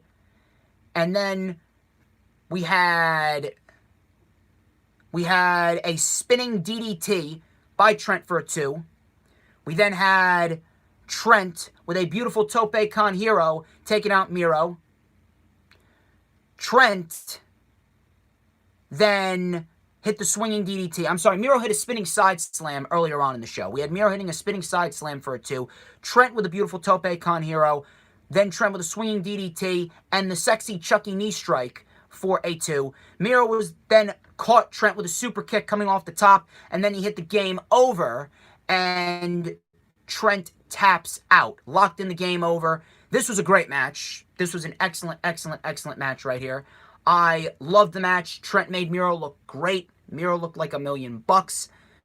Very, very, very, very, very impressed with how Miro has looked in his AEW singles debut. And I understand that a lot of people are concerned and a lot of people believe that this was really botched, and Miro's partnership with Kip Sabian doesn't really make too much sense, but realistically speaking, this is only like 2 months in. And if anything, Miro could help Kip Sabian get over in the end. Miro, at the end of the day, we could possibly see Miro and Kip Sabian as the tag team champions. So you definitely have to take that into consideration. But this is a great match. Afterwards, Chuck came back, and so did Kip. We then had Orange Cassidy jumping off the top rope onto both men, and that was how they ended that segment. But this was a great match here between Miro and Trent. Probably the match of the night for me. So then afterwards, we had Team Taz come out. So Taz called out Will Hobbs and the offer that he pitched to Will Hobbs to join Team Taz, and they still haven't heard an offer. He said the clock is ticking. Taz then said for 3 hours, he sat outside Tony Khan's office trying to get 2 minutes of his time. Taz said, well, now I'm on your show. He called out Cage for having the #1 ranking on the AEW rankings system, but yet he is not positioned to face off against either Cody or Jon Moxley. Then he says that Ricky Starks, he has been on a winning streak. He's won 10 out of opened up, and he said he opened and he closed Dynamite. Stark said that it's ridiculous how he doesn't have a match on Full Gear pay-per-view. Taz then called out Cody for being entitled and spoiled and says that on Sunday there will be an FTW presence. I guarantee it. Let it be known I love Team Taz. I love Team Taz. Team Taz is fucking awesome. Team Taz is great. And I cannot wait to see what Team Taz does at Full Gear. And at this rate, I don't even care. This is how you get someone invested. All it took was 5 minutes. 5 minutes, and I'm already invested in what Team Taz is gonna do. This is fucking awesome. Fucking awesome stuff right here. So then after that, we had Private Party and the Young Bucks, and surprise, surprise, water is wet, grass is green, and the Young Bucks and Private Party put on a very good tag team match. Like that wasn't gonna happen. Like that wasn't gonna happen. So we had, I don't even think that they need,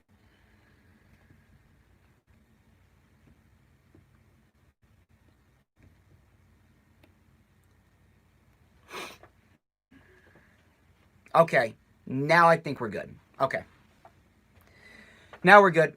So, Private Party and the Young Bucks. We had Sammy actually attacking Matt Hardy, who came out with the Young Bucks. He gave him a twist of fate. So we had the match began. Cassidy was then dropped on the ramp. Nick Jackson with the intense strikes. Cassidy saved the match going into commercial. We then came back with the back and forth roll-ups before we eventually got a BTE trigger for the win. And we got the Young Bucks defeating Private Party in a very good match before FTR came out. They attacked the Bucks, and they were for, we had FTR. FTR being subjected to Hangman Page. Hangman Page coming out, and Kenny Omega coming out before FTR retreated. And then Page stared down Omega to end the segment. Obviously, this is obviously hyping up the match between I don't know why I said John. Between Kenny Omega and Hangman Adam Page. It is the finals of the World Title Eliminator Tournament. We are going to be looking at a great fucking match. Definitely the match of the night for me personally. And it is going to be a very, very, very, very sweet scenario. It's going to be a very, very, very nice match to behold. So then afterwards, we had Moxley and Kingston. Moxley and Kingston going face to face. Now, it was announced by Tony Khan. That neither man could lay a finger on each other. And if they do, then the match at Full Gear is off. So, Eddie Kingston says that he's going to destroy Moxley. He's going to hand this title to his mother. And he's going to say, this is the reason why you don't have a granddaughter. This is the reason why I never gave you a daughter-in-law. The richest prize in our sport. It is too late for me, John. And I am taking that championship from you. So Moxley said that he's been burned by a lot of people. He learned that loyalty is a bitch, but he never thought he'd be burned by you. He never thought he'd be burned by Eddie Kingston. He said he made a promise to Eddie's mother, your mother Ruthie, whose kitchen table I sat at, who I said grace with, who I made a promise to always have your back, no matter what trouble you caused for yourself. He said, I guess I broke that promise, didn't I? Moxley says, I believe that the loudest one in the room is the weakest. But that's not you, Eddie. You're not weak. So what's wrong? Maybe it's because deep down you know that you're going to be in the ring with the AEW World Champion, the best wrestler on the planet, and you're going to lose. He says that deep down, the one thing that gets my stomach in knots is the fact that you made a promise to your mother that you can't keep. Eddie Kingston then said, you better get ready to kill me. You better get ready to kill me. You better get ready to kill me because this is real. Take me out. You ain't gonna do it. "That's mine." And he walked up the ramp screaming, "That's mine."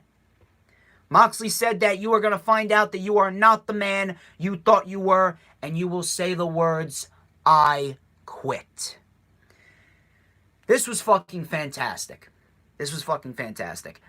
And I am not even exaggerating here. I'm not even exaggerating here. This may have been the best 3-minute promo of the entire year. Simple and effective. See, this is why you cannot script anyone. This is why you give these performers bullet points to go out there and do what they do. This was fucking fantastic. And it may have just fell in their lap. This entire storyline may have just fell in their lap. But this right here, this is some great shit. And AEW capitalized on this brilliantly. Absolutely brilliantly. We had Pac cutting a great promo. He talked about his isolation.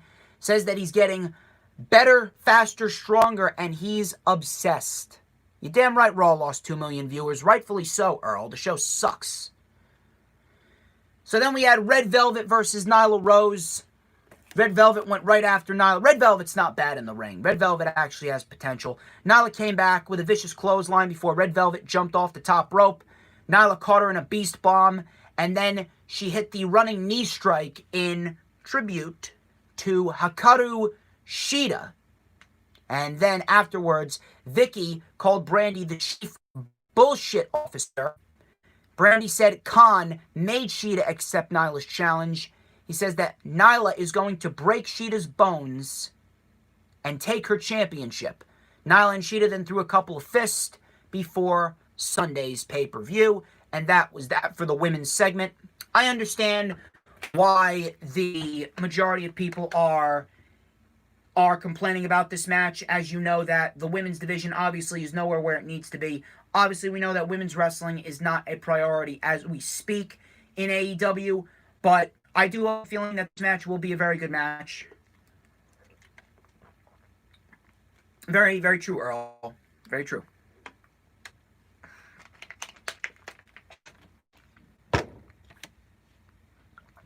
Next week, we actually got 2 very good matches. We got Penta El Cero Miedo versus Rey Fenix next week. And we also got The Butcher and the Blade versus the Natural Nightmares next week. So that should be a very, very, very interesting lineup. We then had John Silver, Colt Cabana, and Number 10 versus Cody and the Gun Club. So this was a very, very standard 6-man tag. If you've seen this 6-man tag, then you've seen all the other 6-man tags. Really wasn't all that special. We had Austin Gunn being isolated. We had a big spine buster by Number 10. We had Billy getting the hot tag. Cabana got taken out. We had a Famouser on 10. Cody then came in. We had a plancha on Colt Cabana. Cody Cutter by 10 on Billy, 4-2. Austin then came in with the quick draw, the hip toss neck breaker, and Austin Gunn got the win for his team. Afterwards, Orange Cassidy came out to attack John Silver. Cody then took the microphone and he cut a promo on Darby Allin. We had Darby Allin sitting up in the rafters. Cody cut a promo on him where Cody said that Darby claimed that TNT doesn't want him as the face of the network, but that is complete bullshit. TNT would love you. He talked about how he personally recruited Darby for the EVPs. He says that he went to war with the system and he won, and it pisses everyone off. It pisses a lot of people off that all these lies have been proved wrong by him. Cody says that you want to be the ace, but here's the deal, Darby. You're not the ace. So that could potentially be a tease. I'm not sure if that's potentially a tease or not, but a lot of people have been calling for Sting to debut. A lot of people have been calling for Sting to debut at Full Gear to help Darby. And to answer your question, Cool King, to answer your question, yes, absolutely. Darby Allin is going to be a world champion one day. He is their version of Daniel Bryan. He is a Daniel Bryan, Jeff Hardy hybrid. He is absolutely going to be world champion one day. So that was AEW. It was a Very, very, very nice go-home show. I loved what they had to offer. They have been doing some great, great, great, great material, and Full Gear on paper is really looking to be the best pay-per-view of 2020. So it is definitely going to be a very, very, very nice scenario to see how everything comes out. So, we got NXT now.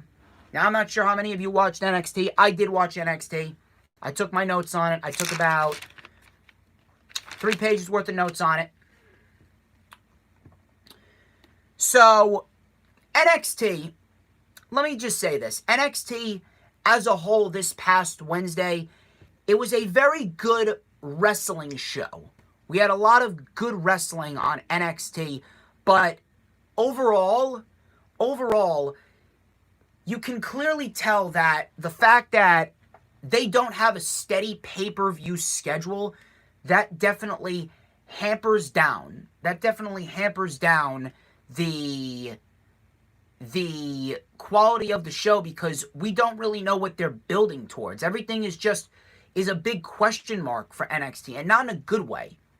See, AEW, they have that real good unpredictability factor. You have a great day, Earl. You have a great day. AEW has a very good unpredictability factor where we don't know what's going to happen, but whatever happens is going to result in something great. But NXT, the fact that we don't know what they're building towards, everything just seems uncertain with NXT. They haven't even announced the next NXT TakeOver. It's rumored to be set December 6th. We don't know when it's coming, so we don't know what they're building towards. We don't really know what they're building towards, so why is anyone going to be invested in NXT if we really don't know what's coming out in NXT? We don't know. We really don't. And that's definitely what hampered down NXT this past Wednesday. Very good wrestling show. But again, they really aren't building towards anything. So it's really hard for anyone to care. So we had Ember Moon and Dakota Kai kicking off the show. This was a very good women's match. Very, very, very good women's match right here. We had Kai wearing down Ember Moon's shoulder before Moon fought back. We had a very brutal. We had a suicide dive sending Kai into the steel chain barricade. We had Moon missing the second suicide dive. Coming back from commercial, Moon hit a spine buster in the ring for a 2. We had Kai with a roundhouse kick and a jumping code breaker by Moon for a 2. Kai then with the Fujiwara armbar, but Ember Moon got to the bottom rope. And then afterwards, she went up to the top. I believe she was looking for the Eclipse. But Raquel Gonzalez got involved, and then Dakota Kai hit the GTK, the go-to kick. And Dakota Kai walks out victorious. Dakota Kai pins Ember Moon clean in the middle of the ring, which was actually a little bit shocking to me. But I have a feeling that they don't want to push Ember Moon too much, too early. Push her into a championship title scene with Io Shirai, as soon as possible. And I don't think they're going to do that. I think they're waiting for WrestleMania weekend to do Ember Moon and Io Shirai for the NXT Women's Championship. Right now, they are setting up for Rhea Ripley versus Rhea Ripley versus Io Shirai at the December 6th TakeOver. And they still haven't announced it, by the way, which I don't know why. So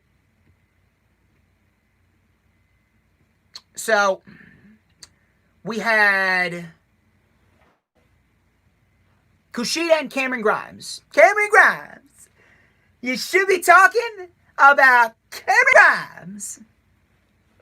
Cameron Grimes. Yeah, that guy. I know Danielle. Danielle loves her some Cameron Grimes. We had Dexter Lumis versus Cameron Grimes last week. And tonight, we had on NXT, it was Kushida versus Cameron Grimes. And I'm going to the moon. There's your laugh.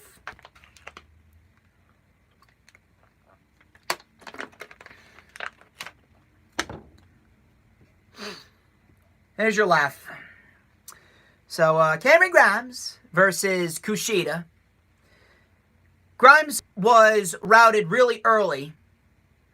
He didn't miss too much. I did a Cameron Grimes impersonation. Should I do the Cameron Grimes impersonation for Jess? Should I do the Cameron Grimes impersonation for Jess? I'll let you decide. Okay. Keith Lee? Cross?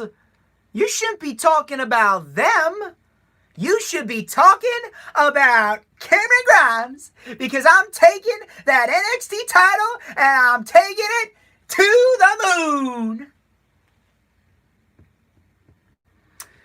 So Grimes was routed early on by Kushida. Grimes then took advantage. Kushida with a springboard, back elbow, and a basement dropkick on Cameron Grimes.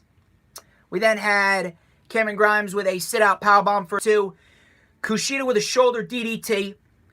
Grimes then inadvertently took out the ref. We then had a hoverboard lock, and Grimes tapped, but there was no ref to call it. Grimes then took advantage, hit a Spanish fly, but there was no ref to call it. And then the quote-unquote zombie ref from last week came out. The zombie ref from last week came out. Kushida then locked in the hoverboard lock because Cameron Grimes was running away, and Kushida won. Decent match right here, but did we really need the zombie ref coming out and having Cameron Grimes run around like a fucking girl? Nah, come on. We didn't need Cameron Grimes we didn't need Cameron Grimes coming out and running away from the zombie ref. You know, that should have been left in the past. It was last week. Leave it in the past, right? End of story. So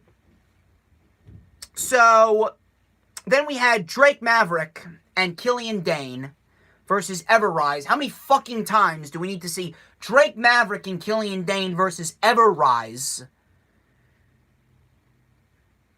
And this was only a setup match for Pat McAfee and his posse to come out and take out all 4 men. Or at least they just took out Killian Dane and Drake Maverick. So Pat McAfee took the camera, and he was filming Pete Dunne, Oney Lorcan, and Danny Burch taking out Killian Dane and Drake Maverick as Everrise retreated. So Everrise retreated, and we had Pat McAfee just soaking in all of this and just watching as his team was just beating down these guys. We then had Pat McAfee coming back from commercial, and he said, "You are looking at the greatest 4 men to ever come together." Chill, Pat, chill. Greatest 4 men to ever. You ain't the 4 horsewoman. You ain't the 4 horsemen. You ain't the 4 horsemen. So after that, he says, they run NXT now. They aren't scumbags. They are full of class and profession. Pat McAfee said they're going to hang the UE's banner in the rafters to pay tribute to the once great tag team, the once great faction known as the Undisputed Era. He ran down all of their accomplishments. He called the fans stupid. Dunn said that Strong taught him to trust the right people. McAfee said NXT made the Undisputed Era into the greatest thing ever while leaving everyone else on the waste side. McAfee said Cole showed him no respect at TakeOver 30. Now it's time to honor the past and realize that the future is better. But instead of raising up the Undisputed Era banner, they actually threw it in a trash can. And then Pat McAfee said that just like Vic Joseph's face, this banner's trash. And then he had Pete Dunne light it on fire. And that was that. And then afterwards, they actually slammed Killian Dane's face into a car door. So obviously, that was the nail in the coffin right there. I'm guessing that this is leading to a War Games. I don't necessarily mind. I don't necessarily mind to see a War Games match, but again, I'll state, did you really need to have Oney Lorcan and Danny Burch defeat Breezango for the tag team titles? If you just wanted to do a War Games match, I would have much rather have had Breezango Undisputed Era, and then the Undisputed Era would have been screwed over, and Breezango would still be the tag team champions. Then you could have built towards Breezango versus Oney Lorcan and Danny Burch at the TakeOver event anyway. So I don't really understand. I don't really understand there.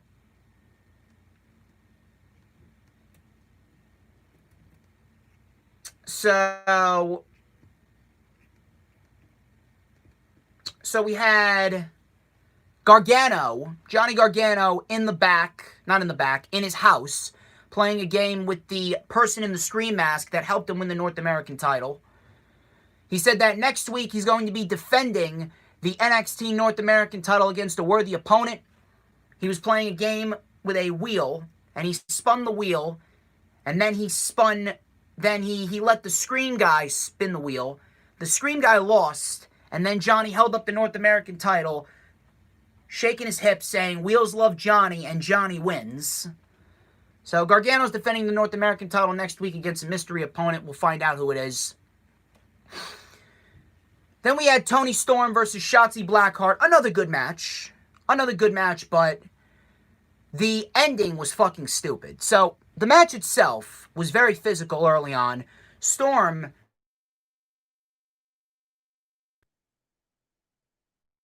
ball on the back of Storm. We then had a back suplex by Blackheart for a 2.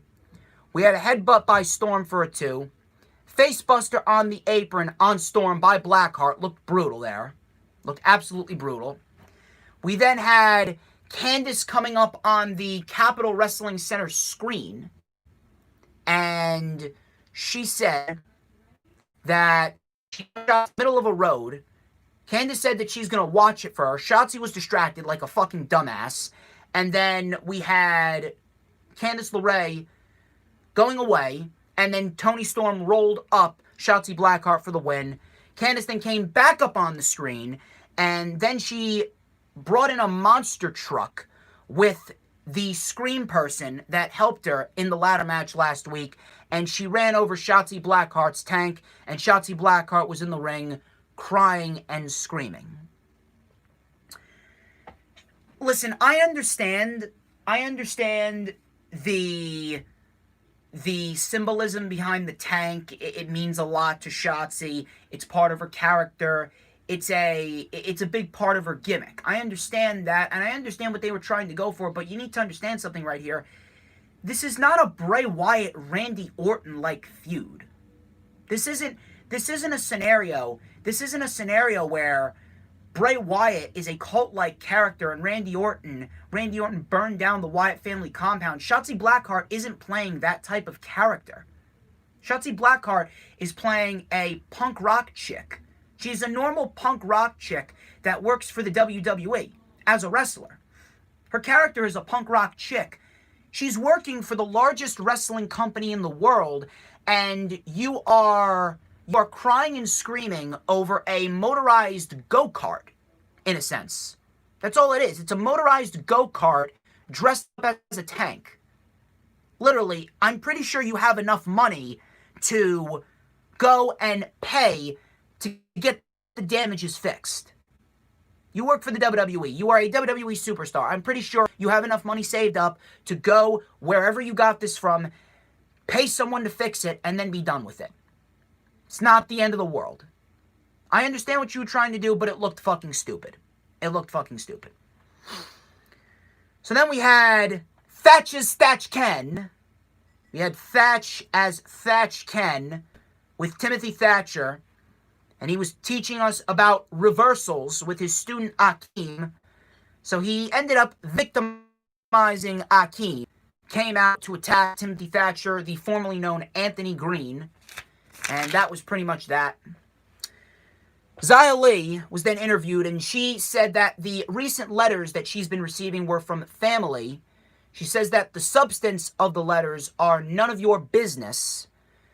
She then was handed another letter from William Regal, and she asked to face Raquel Gonzalez next week, and William Regal made the match official. Next week, we also have Oni Lorcan and Danny Burch versus Breezango for the NXT Tag Team Championships. So we got another tag team title defense coming to you on NXT television. Are they going to pull a swift tag team title change and we're going to have Breezango become two-time champions? I don't know. But then in the main event, we had a great match right here, match of the night for me, between Tommaso Ciampa and the Velveteen Dream. We had Ciampa bringing the pressure to Dream very, very early. He went right after the cast, the injured wrist of Velveteen Dream. And we then had Ciampa with the vicious kicks and stomps before Dream came back with a spine buster. Ciampa then with a barrage of clotheslines. We had a superplex by Ciampa for a 2. Dream then with a plancha and a suplex to the floor, which looked like, and it looked like Dream actually hit his neck on the apron. So that not as bad as what happened on Monday with Keith Lee. What happened with Keith Lee doing a tope con hero on Monday and hitting his head on the apron coming down, that looked fucking brutal. So here it did not look that bad, but it still looked shaky. So Ciampa then with a jumping knee as Dream was coming off the top as he tried to slide in a chair and cause a distraction. We then had Ciampa hitting Willow's Bell, the draping DDT, and then the fairy tale ending for the win. This was a great match right here between Ciampa and Dream, and I'm guessing that Ciampa is more likely than not the next challenger for Finn Balor and the NXT Championship once Finn Balor comes back from his broken jaw injury. It was a very good wrestling show, but again, the fact that they have not announced the next takeover and the fact that everything is just so uncertain with NXT, it's really making it hard for me and a lot of people to invest our time in NXT. And I'm pretty sure a lot of people have been feeling that for a while now.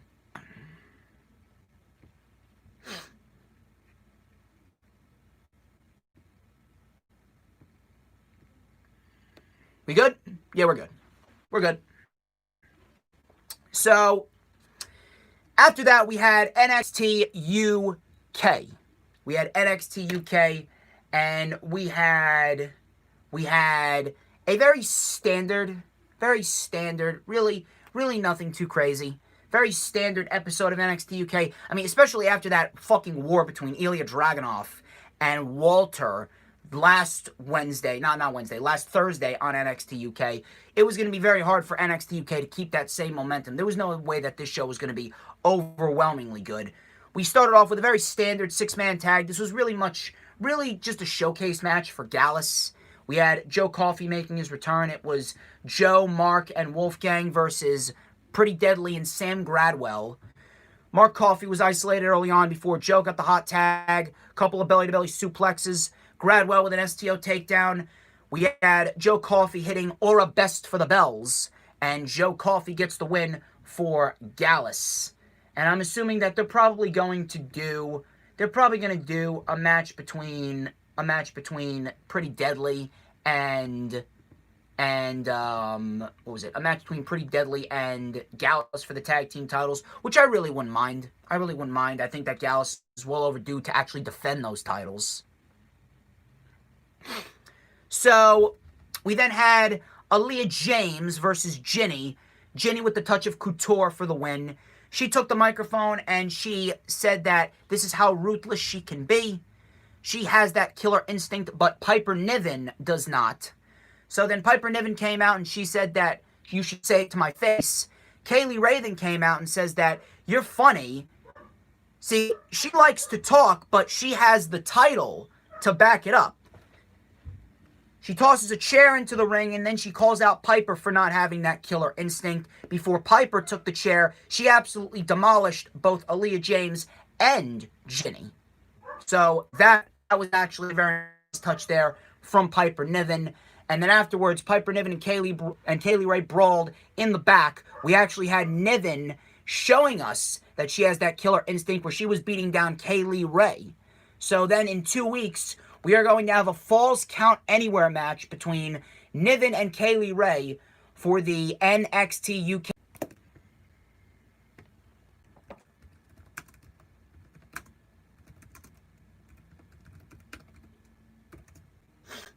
There we go. There we go. We're back. I apologize about the connection. So, I'd love to tell you that Piper Niven has a chance. I really would. But based off of everything and based off of how long it's gone on, I just don't see Piper Niven winning. I really don't. And if Piper Niven doesn't win this, I don't think she's ever going to be the NXT UK Women's Champion. Matter of fact, I think they might be building up Eva Valkyrie. I think that Eva Valkyrie is going to be the next one. If Piper Niven doesn't win here, she's never going to win the title. We also have Rampage Brown debuting next week. And we have Mastiff and Trent Seven competing in the NXT UK Heritage Cup Tournament semifinals next.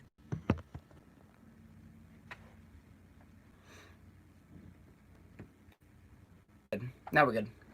My God, the connection issues over here fucking suck. I apologize. This is probably like the worst connection issues that I've had. My God. But anyway, we had Noam Dar and A-Kid. This was the NXT UK Heritage Cup Tournament semi-finals. We had a very, very technical first round matchup. Now, you know how I feel. You know how I feel about the UK Heritage Cup Tournament. It really doesn't do anything for me. The British rounds rules are very, very outdated. You know how I feel about that. But we had a very technical first round. We had A-Kid and Dar going back and forth in the second round. We had a crossface by A-Kid to Dar in the second round, but Noam Dar did not tap. Noam Dar did not tap. We then had a modified Fujiwara armbar, and A-Kid verbally submitted in the third round. Noam Dar, he ended up scoring the first fall. We then had A-Kid with a prawn pin to tie up the score in the fourth round. Dar then with a drop kick sending A-Kid to the floor. A-Kid with a kick to the gut for a 2.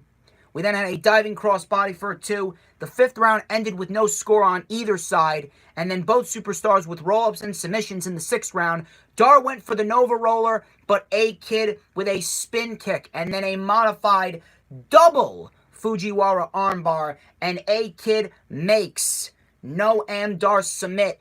A-Kid advances to the finals of the NXT UK Heritage Cup Tournament. Rightfully so, by the way.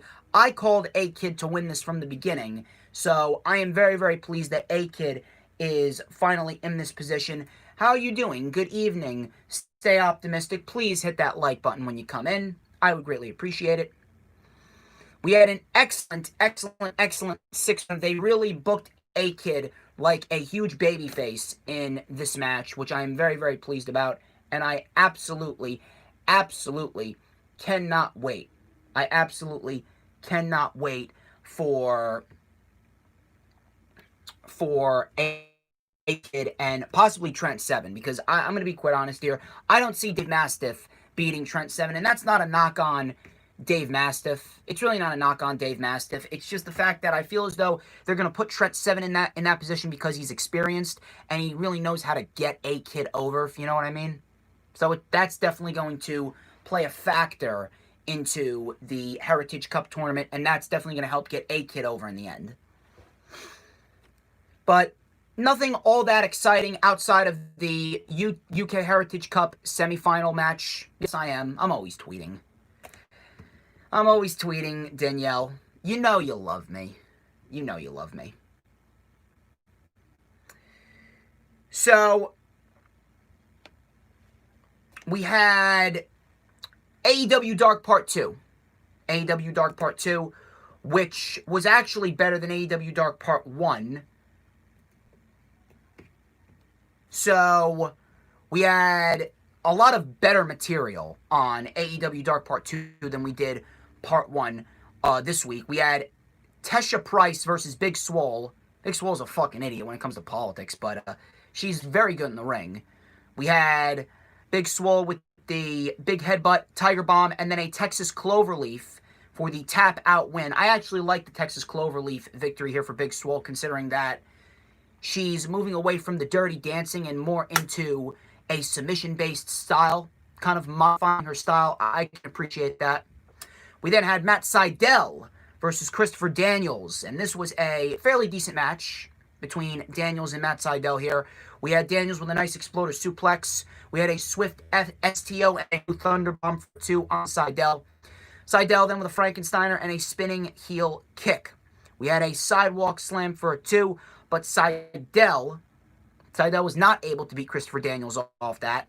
Daniels then with a Uranagi, but TH2 came out. Seidel then reversed the Angel's Wings into a pinfall roll-up for the win. He said that he had nothing to do with TH2, and he respects Christopher Daniels, and he shook Christopher Daniels' hand afterwards. Brandon Cutler versus Michael Nakazawa. I can imagine how many people turned off AEW Dark as soon as they saw Michael Nakazawa in the fucking Turkish oil. Cutler then using his quickness to his advantage. We had a lifting reverse DDT for a 2.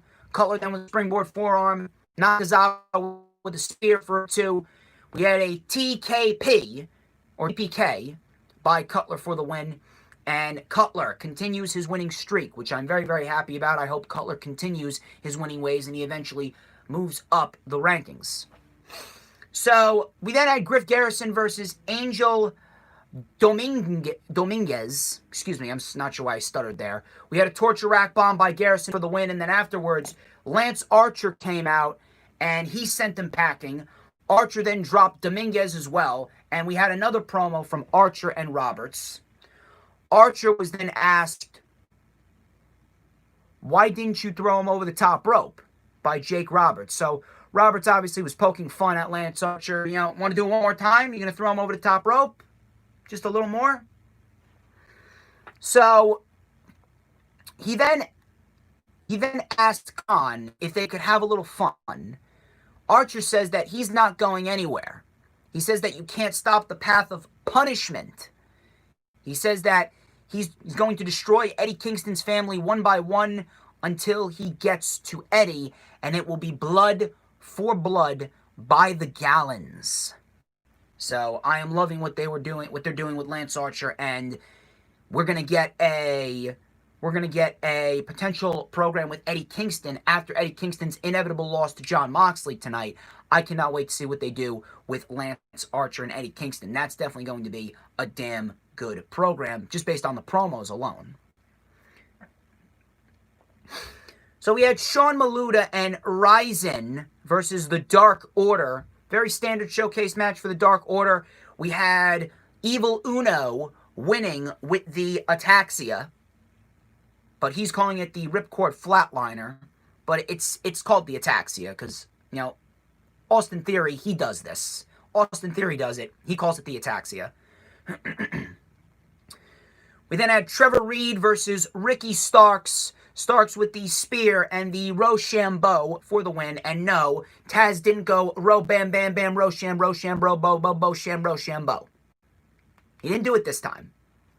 I think he should do it all the time, but he didn't do it this time. So Lee Johnson then took on Chuck Taylor. This was the main event. I'm surprised you're still here, Jess, with all the technical difficulties. I'm really surprised you're still here with all the technical difficulties. But I greatly appreciate you sticking around, Jess. Here's what I need you to do, Jess. I need you to hit me up on Skype.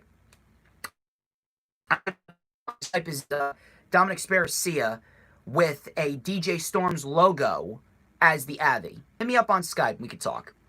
So we then had Lee Johnson and Chuck Taylor. So Johnson, he came in with a nice chop in the corner.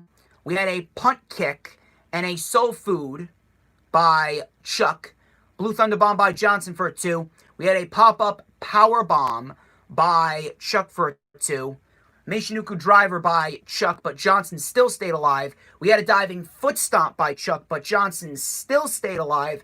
We had a missile drop kick and a tope con hero by Lee Johnson. Chuck then with the rising knee strike and a pile driver, but Johnson still stayed alive. Johnson actually got a lot of shine in this match. He kept on kicking out and kicking out and kicking out.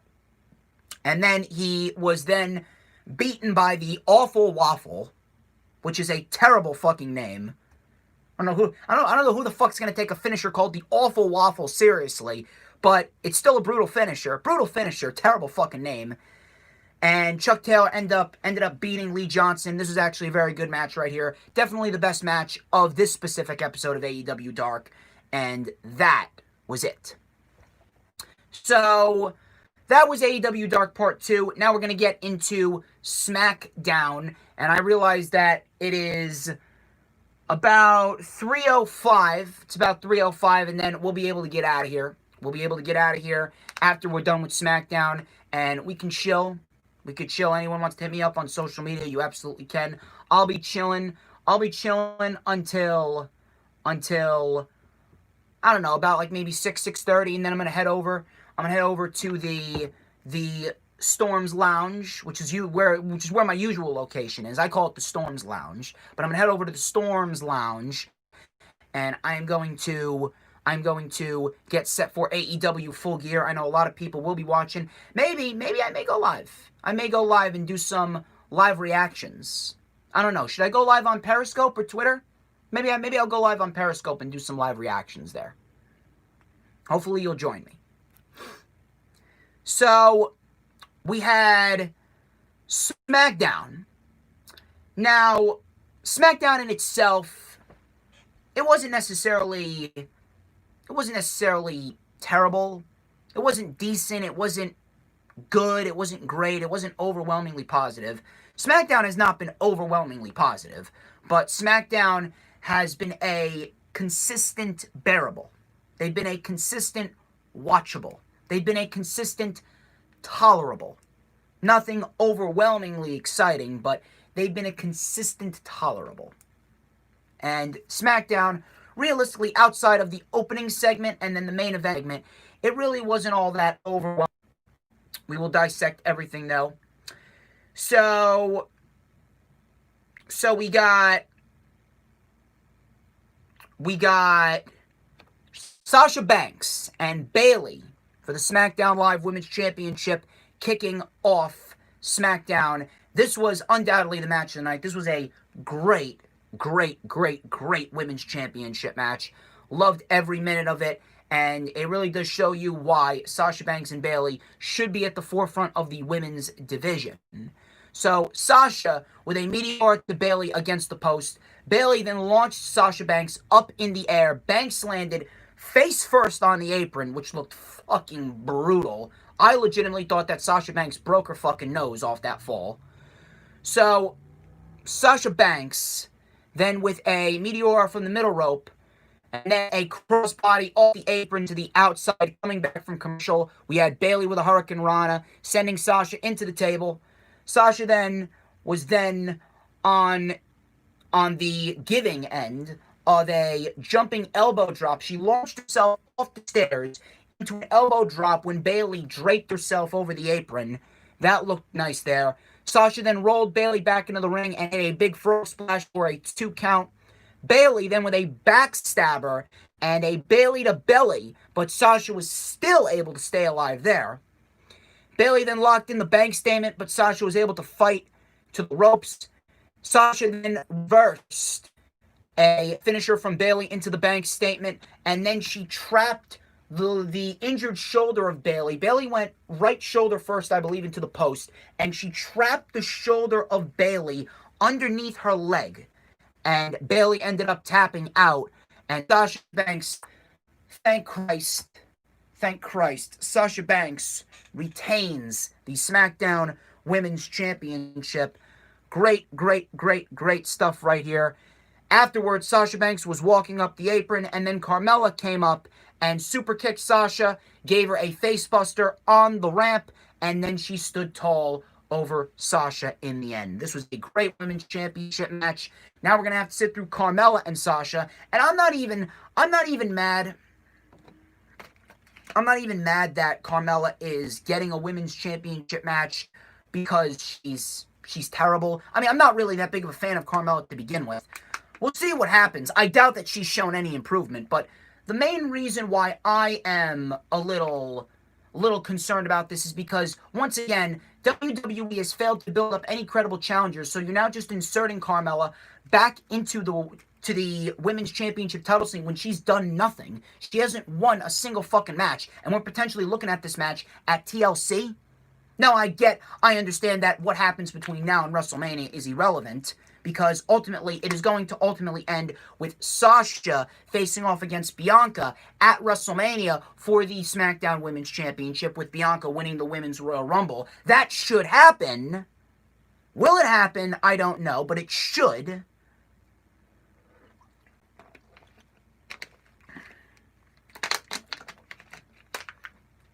Ultimately, what happens between now and WrestleMania is irrelevant, but still, Carmella's done nothing. She has done nothing to earn a women's championship match. She's done nothing to deserve a women's championship match, but yet here we are talking about Carmella and Sasha Banks at fucking TLC.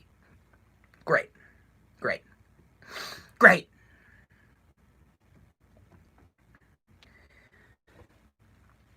So The Undertaker is rumoredly set to make his final farewell at Survivor Series. Yeah, right. Yeah, right. We are getting a match at WrestleMania with The Undertaker. I'm sorry. Just watch. We're probably going to get Undertaker and AJ Styles. Just watch.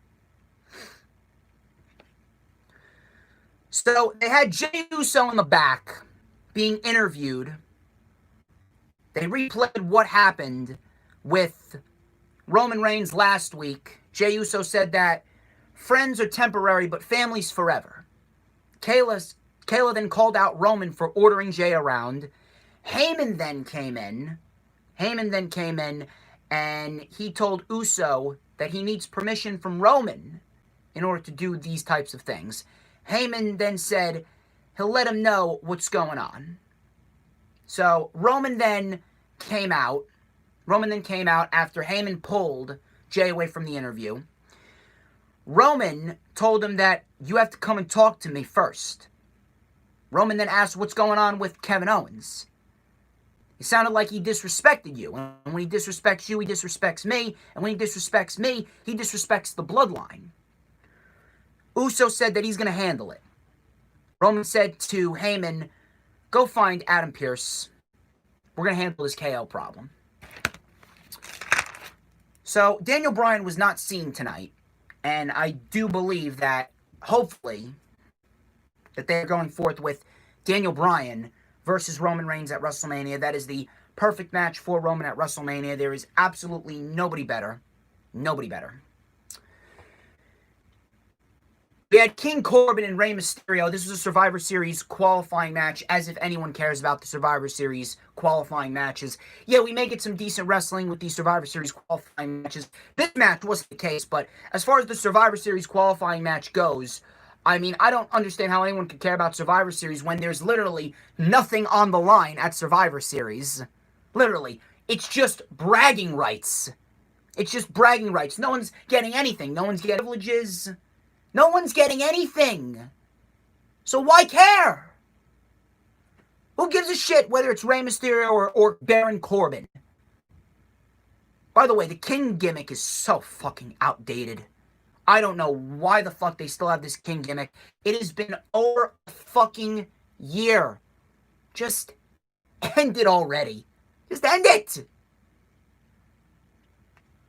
This match was fucking boring. This was so... I am sorry.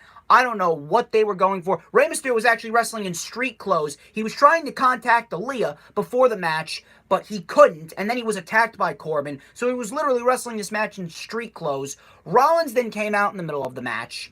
85 to 90% of this match was Baron Corbin legitimately just slowing down the pace, working a very methodical, slow-paced match. It was fucking boring, and it went on way too fucking long.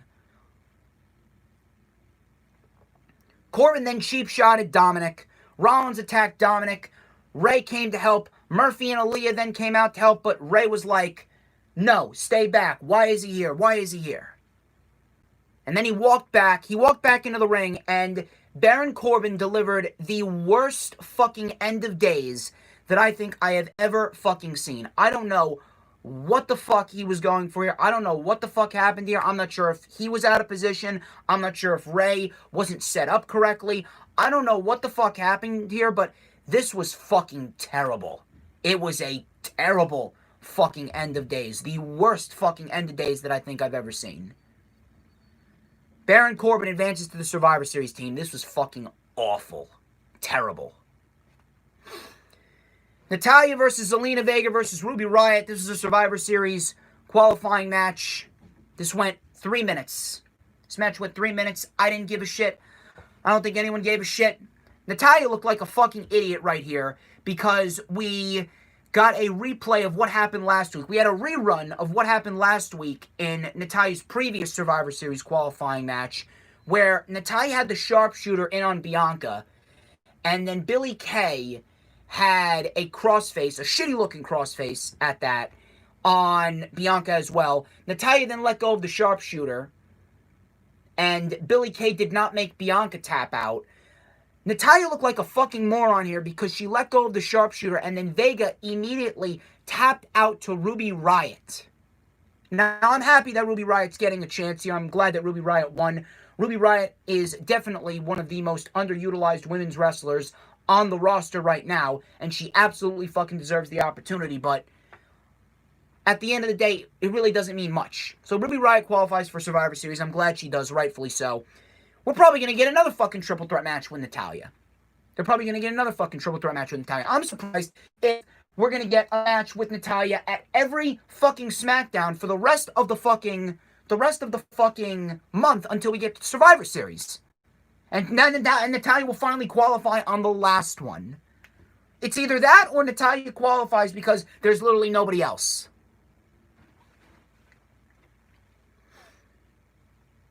So Ruby Riott qualifies for the Survivor Series, rightfully so. Natalya looks like a fucking moron.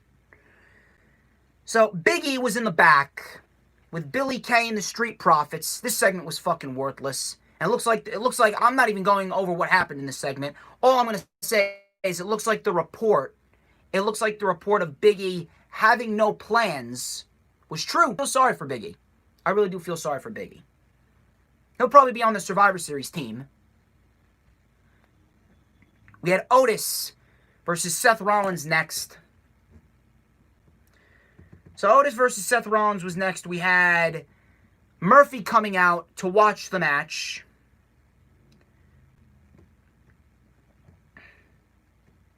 We had Rollins coming out to watch the match. And we had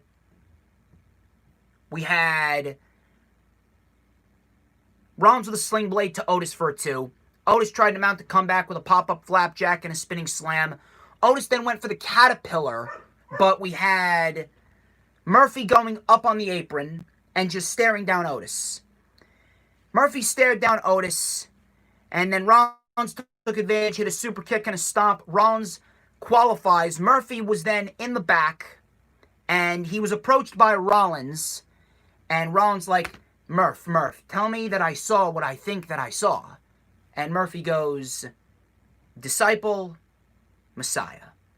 Aaliyah then came up to Murphy, and she said, how could you do that after I defended you and you helped Seth? Murphy told Aaliyah he knows what he's doing, and he needs her to trust him. This is for the greater good. So I don't know. So let me tell you something right here. I don't know what the fuck is going on here. This is just an overly convoluted fucking mess. The shit with the Mysterios should have ended at Payback, and we should have gotten a feud with Rollins and Murphy, with Murphy winning in the end. Because at the end of the day, Rollins is ultimately going to end up going away in December to care for his kid.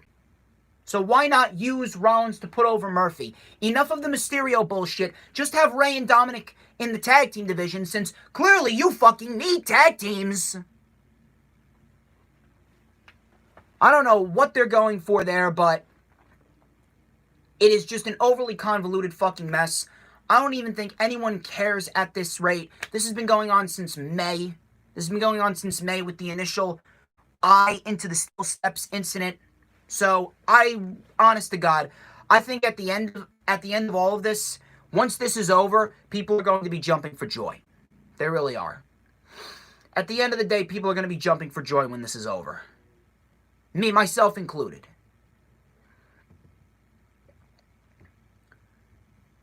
So, we had Lars Sullivan in a sit-down interview. We had Lars Sullivan in a sit-down interview.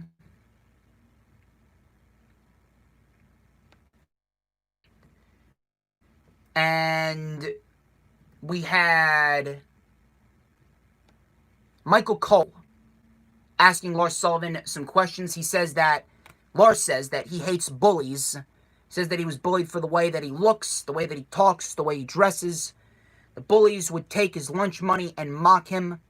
Everyone would just laugh at his expense. He says that at 13 he started lifting weights and learning how to take care of himself. Then he became the bully. And he got everyone back because they deserved it. And he said that he could make them, I'm sorry, I can't speak today. He could make them do whatever he wanted. He could make them eat whatever he wanted. Dirt, glass, bugs. He screamed at Cole, and he says, that's intimidation, that's bullying, and I love it. Where the fuck are they going with this? I don't fucking know, and to be quite honest, I don't think anyone cares at this rate. They are not doing Lars Sullivan any favors whatsoever. So Jey Uso and Kevin Owens then had a match, and this, I do believe, is going to result in Kevin Owens being an interim opponent for Roman Reigns at TLC, which is great. And to be quite honest with you, if things do work out as I feel as though they're going to work out, I do very much feel as though Owens is going to get the place with Roman Reigns at TLC. Roman's going to get his match with Daniel Bryan. We could possibly see a match with Big E after WrestleMania. And Roman Reigns could end up having the best Universal Championship title reign since its inception. And I really do hope that's the case because I love what they're doing with Roman and Jey Uso right now. So Roman sent Heyman out to the ring. We had Owens with a frog splash off the apron to Jey. Uso took advantage of the distraction from Heyman. Uso with a suicide dive. Kevin Owens with a super kick. KO mounted a comeback, hit a big cannonball to Jey. We had a senton bomb on Jey for a 2. Jey with a super kick and a back suplex neckbreaker for a 2. We had a pop-up powerbomb, but Uso got his foot on the bottom rope. Roman and his music then hit. Ref was distracted. Jey Uso with a low blow headbutt. Same scenario in which Shinsuke Nakamura pulled and what Braun Strowman pulled. Roman then came out, and Jey Uso capitalized on the distraction with a super kick and a frog splash for the win. This was a damn good match right here, probably the second best match of the night, and Uso and Roman then stood tall on the ramp to end the show. Really nothing all that special for SmackDown, really nothing all that crazy for SmackDown, nothing too overwhelming, and right now, I feel as though what we're looking for is we're just kind of on the verge of waiting to see what they're going to do next on SmackDown, because right now they're building towards Survivor Series, which really no one cares about because there's nothing on the line, and they're booking it as lazily as possible. But as far as Roman and Jey Uso goes, I do have a feeling that we will see Kevin Owens versus Roman Reigns at the TLC pay-per-view. How you doing, big boy Johnny? Please hit that like button. Please hit that like button. Unfortunately, Johnny,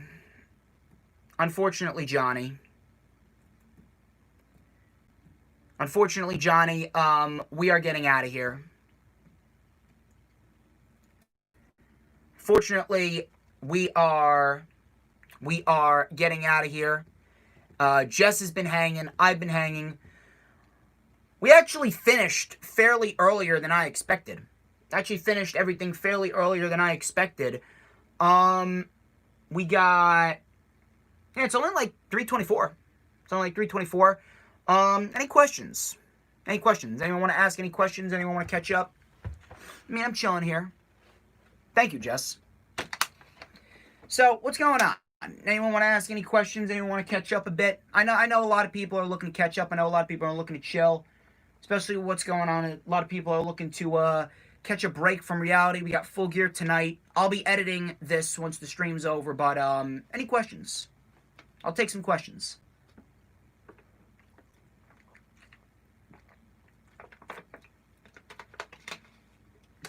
We got 4 people watching. I know some people are going to have some questions.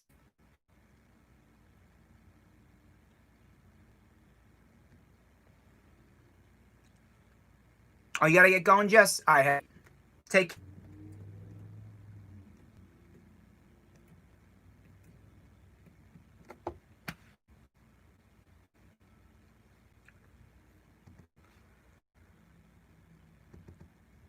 See you next time. I know some people got some questions. Come on.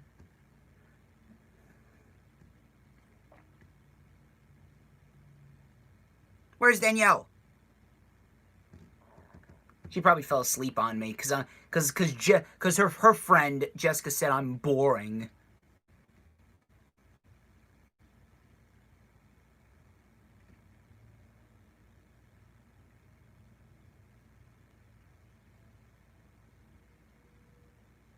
There's Danielle.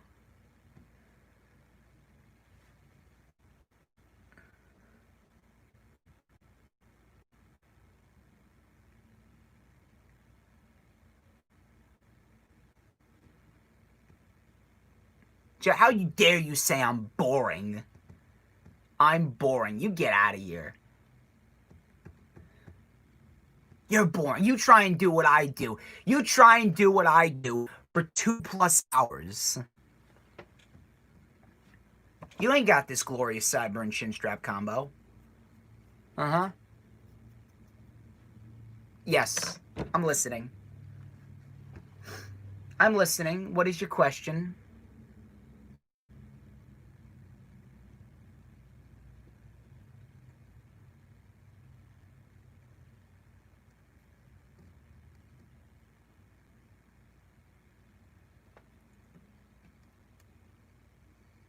What shoe do you put on? The left. Although I don't know why. I don't know why that would be a question, but I put on my left shoe first.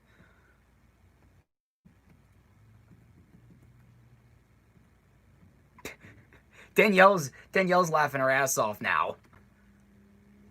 I put on my left shoe first. I'm not sure what that has to do with anything.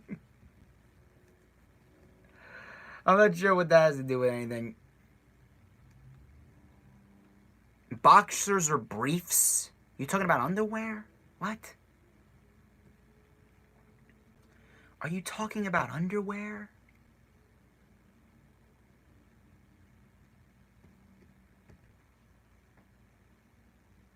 You're right. You're right. Ugh.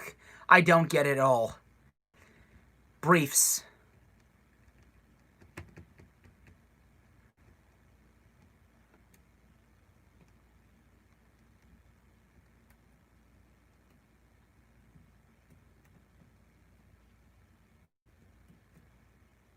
I already did.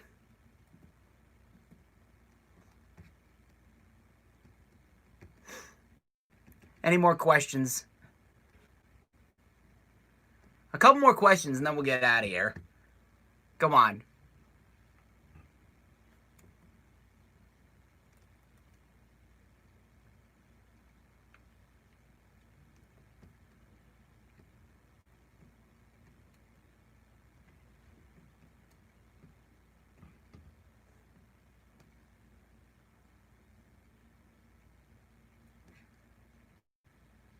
How tall? 5'7", 5'8". Hey, big boy Johnny, if you're still watching, did you hit that like button? But yeah, I'm 5'7", 5'8".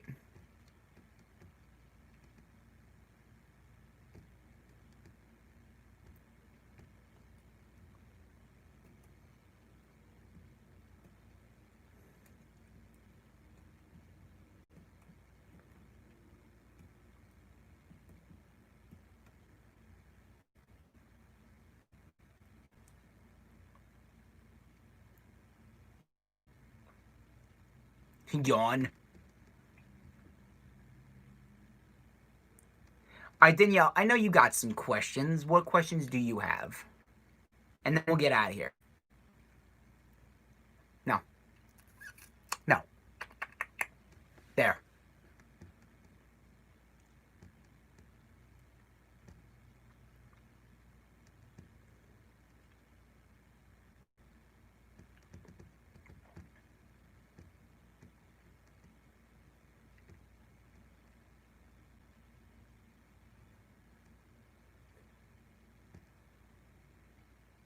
Favorite wrestler of all time or right now? He's my favorite of all time. The Undertaker is my favorite of all time, but my favorite currently is Maxwell Jacob Friedman. Yeah, my all-time is The Undertaker, but my current favorite right now is MJF. All right, one last question, then we'll get out of here.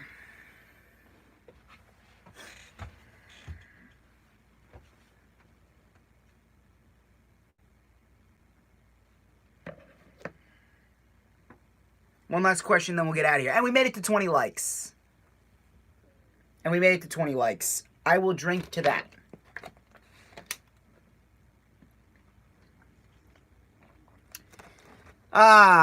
Jesse Callen. You here for one last question? All right, I'm listening.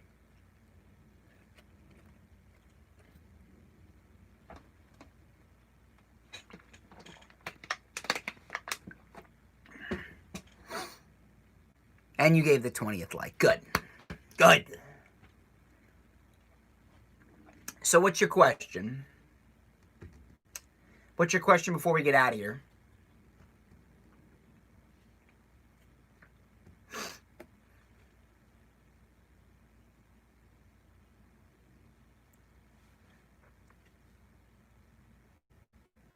Oh, you don't even have it? Well, you can ask the one last question, Jesse.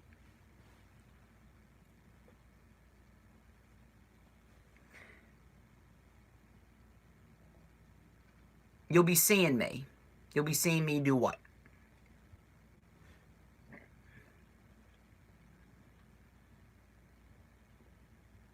What would I do for a Klondike bar?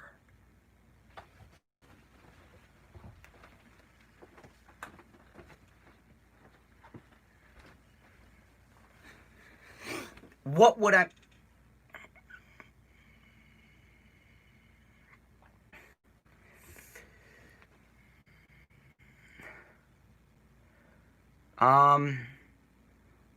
I would sing America the Beautiful. That's what I would do for a Klondike bar.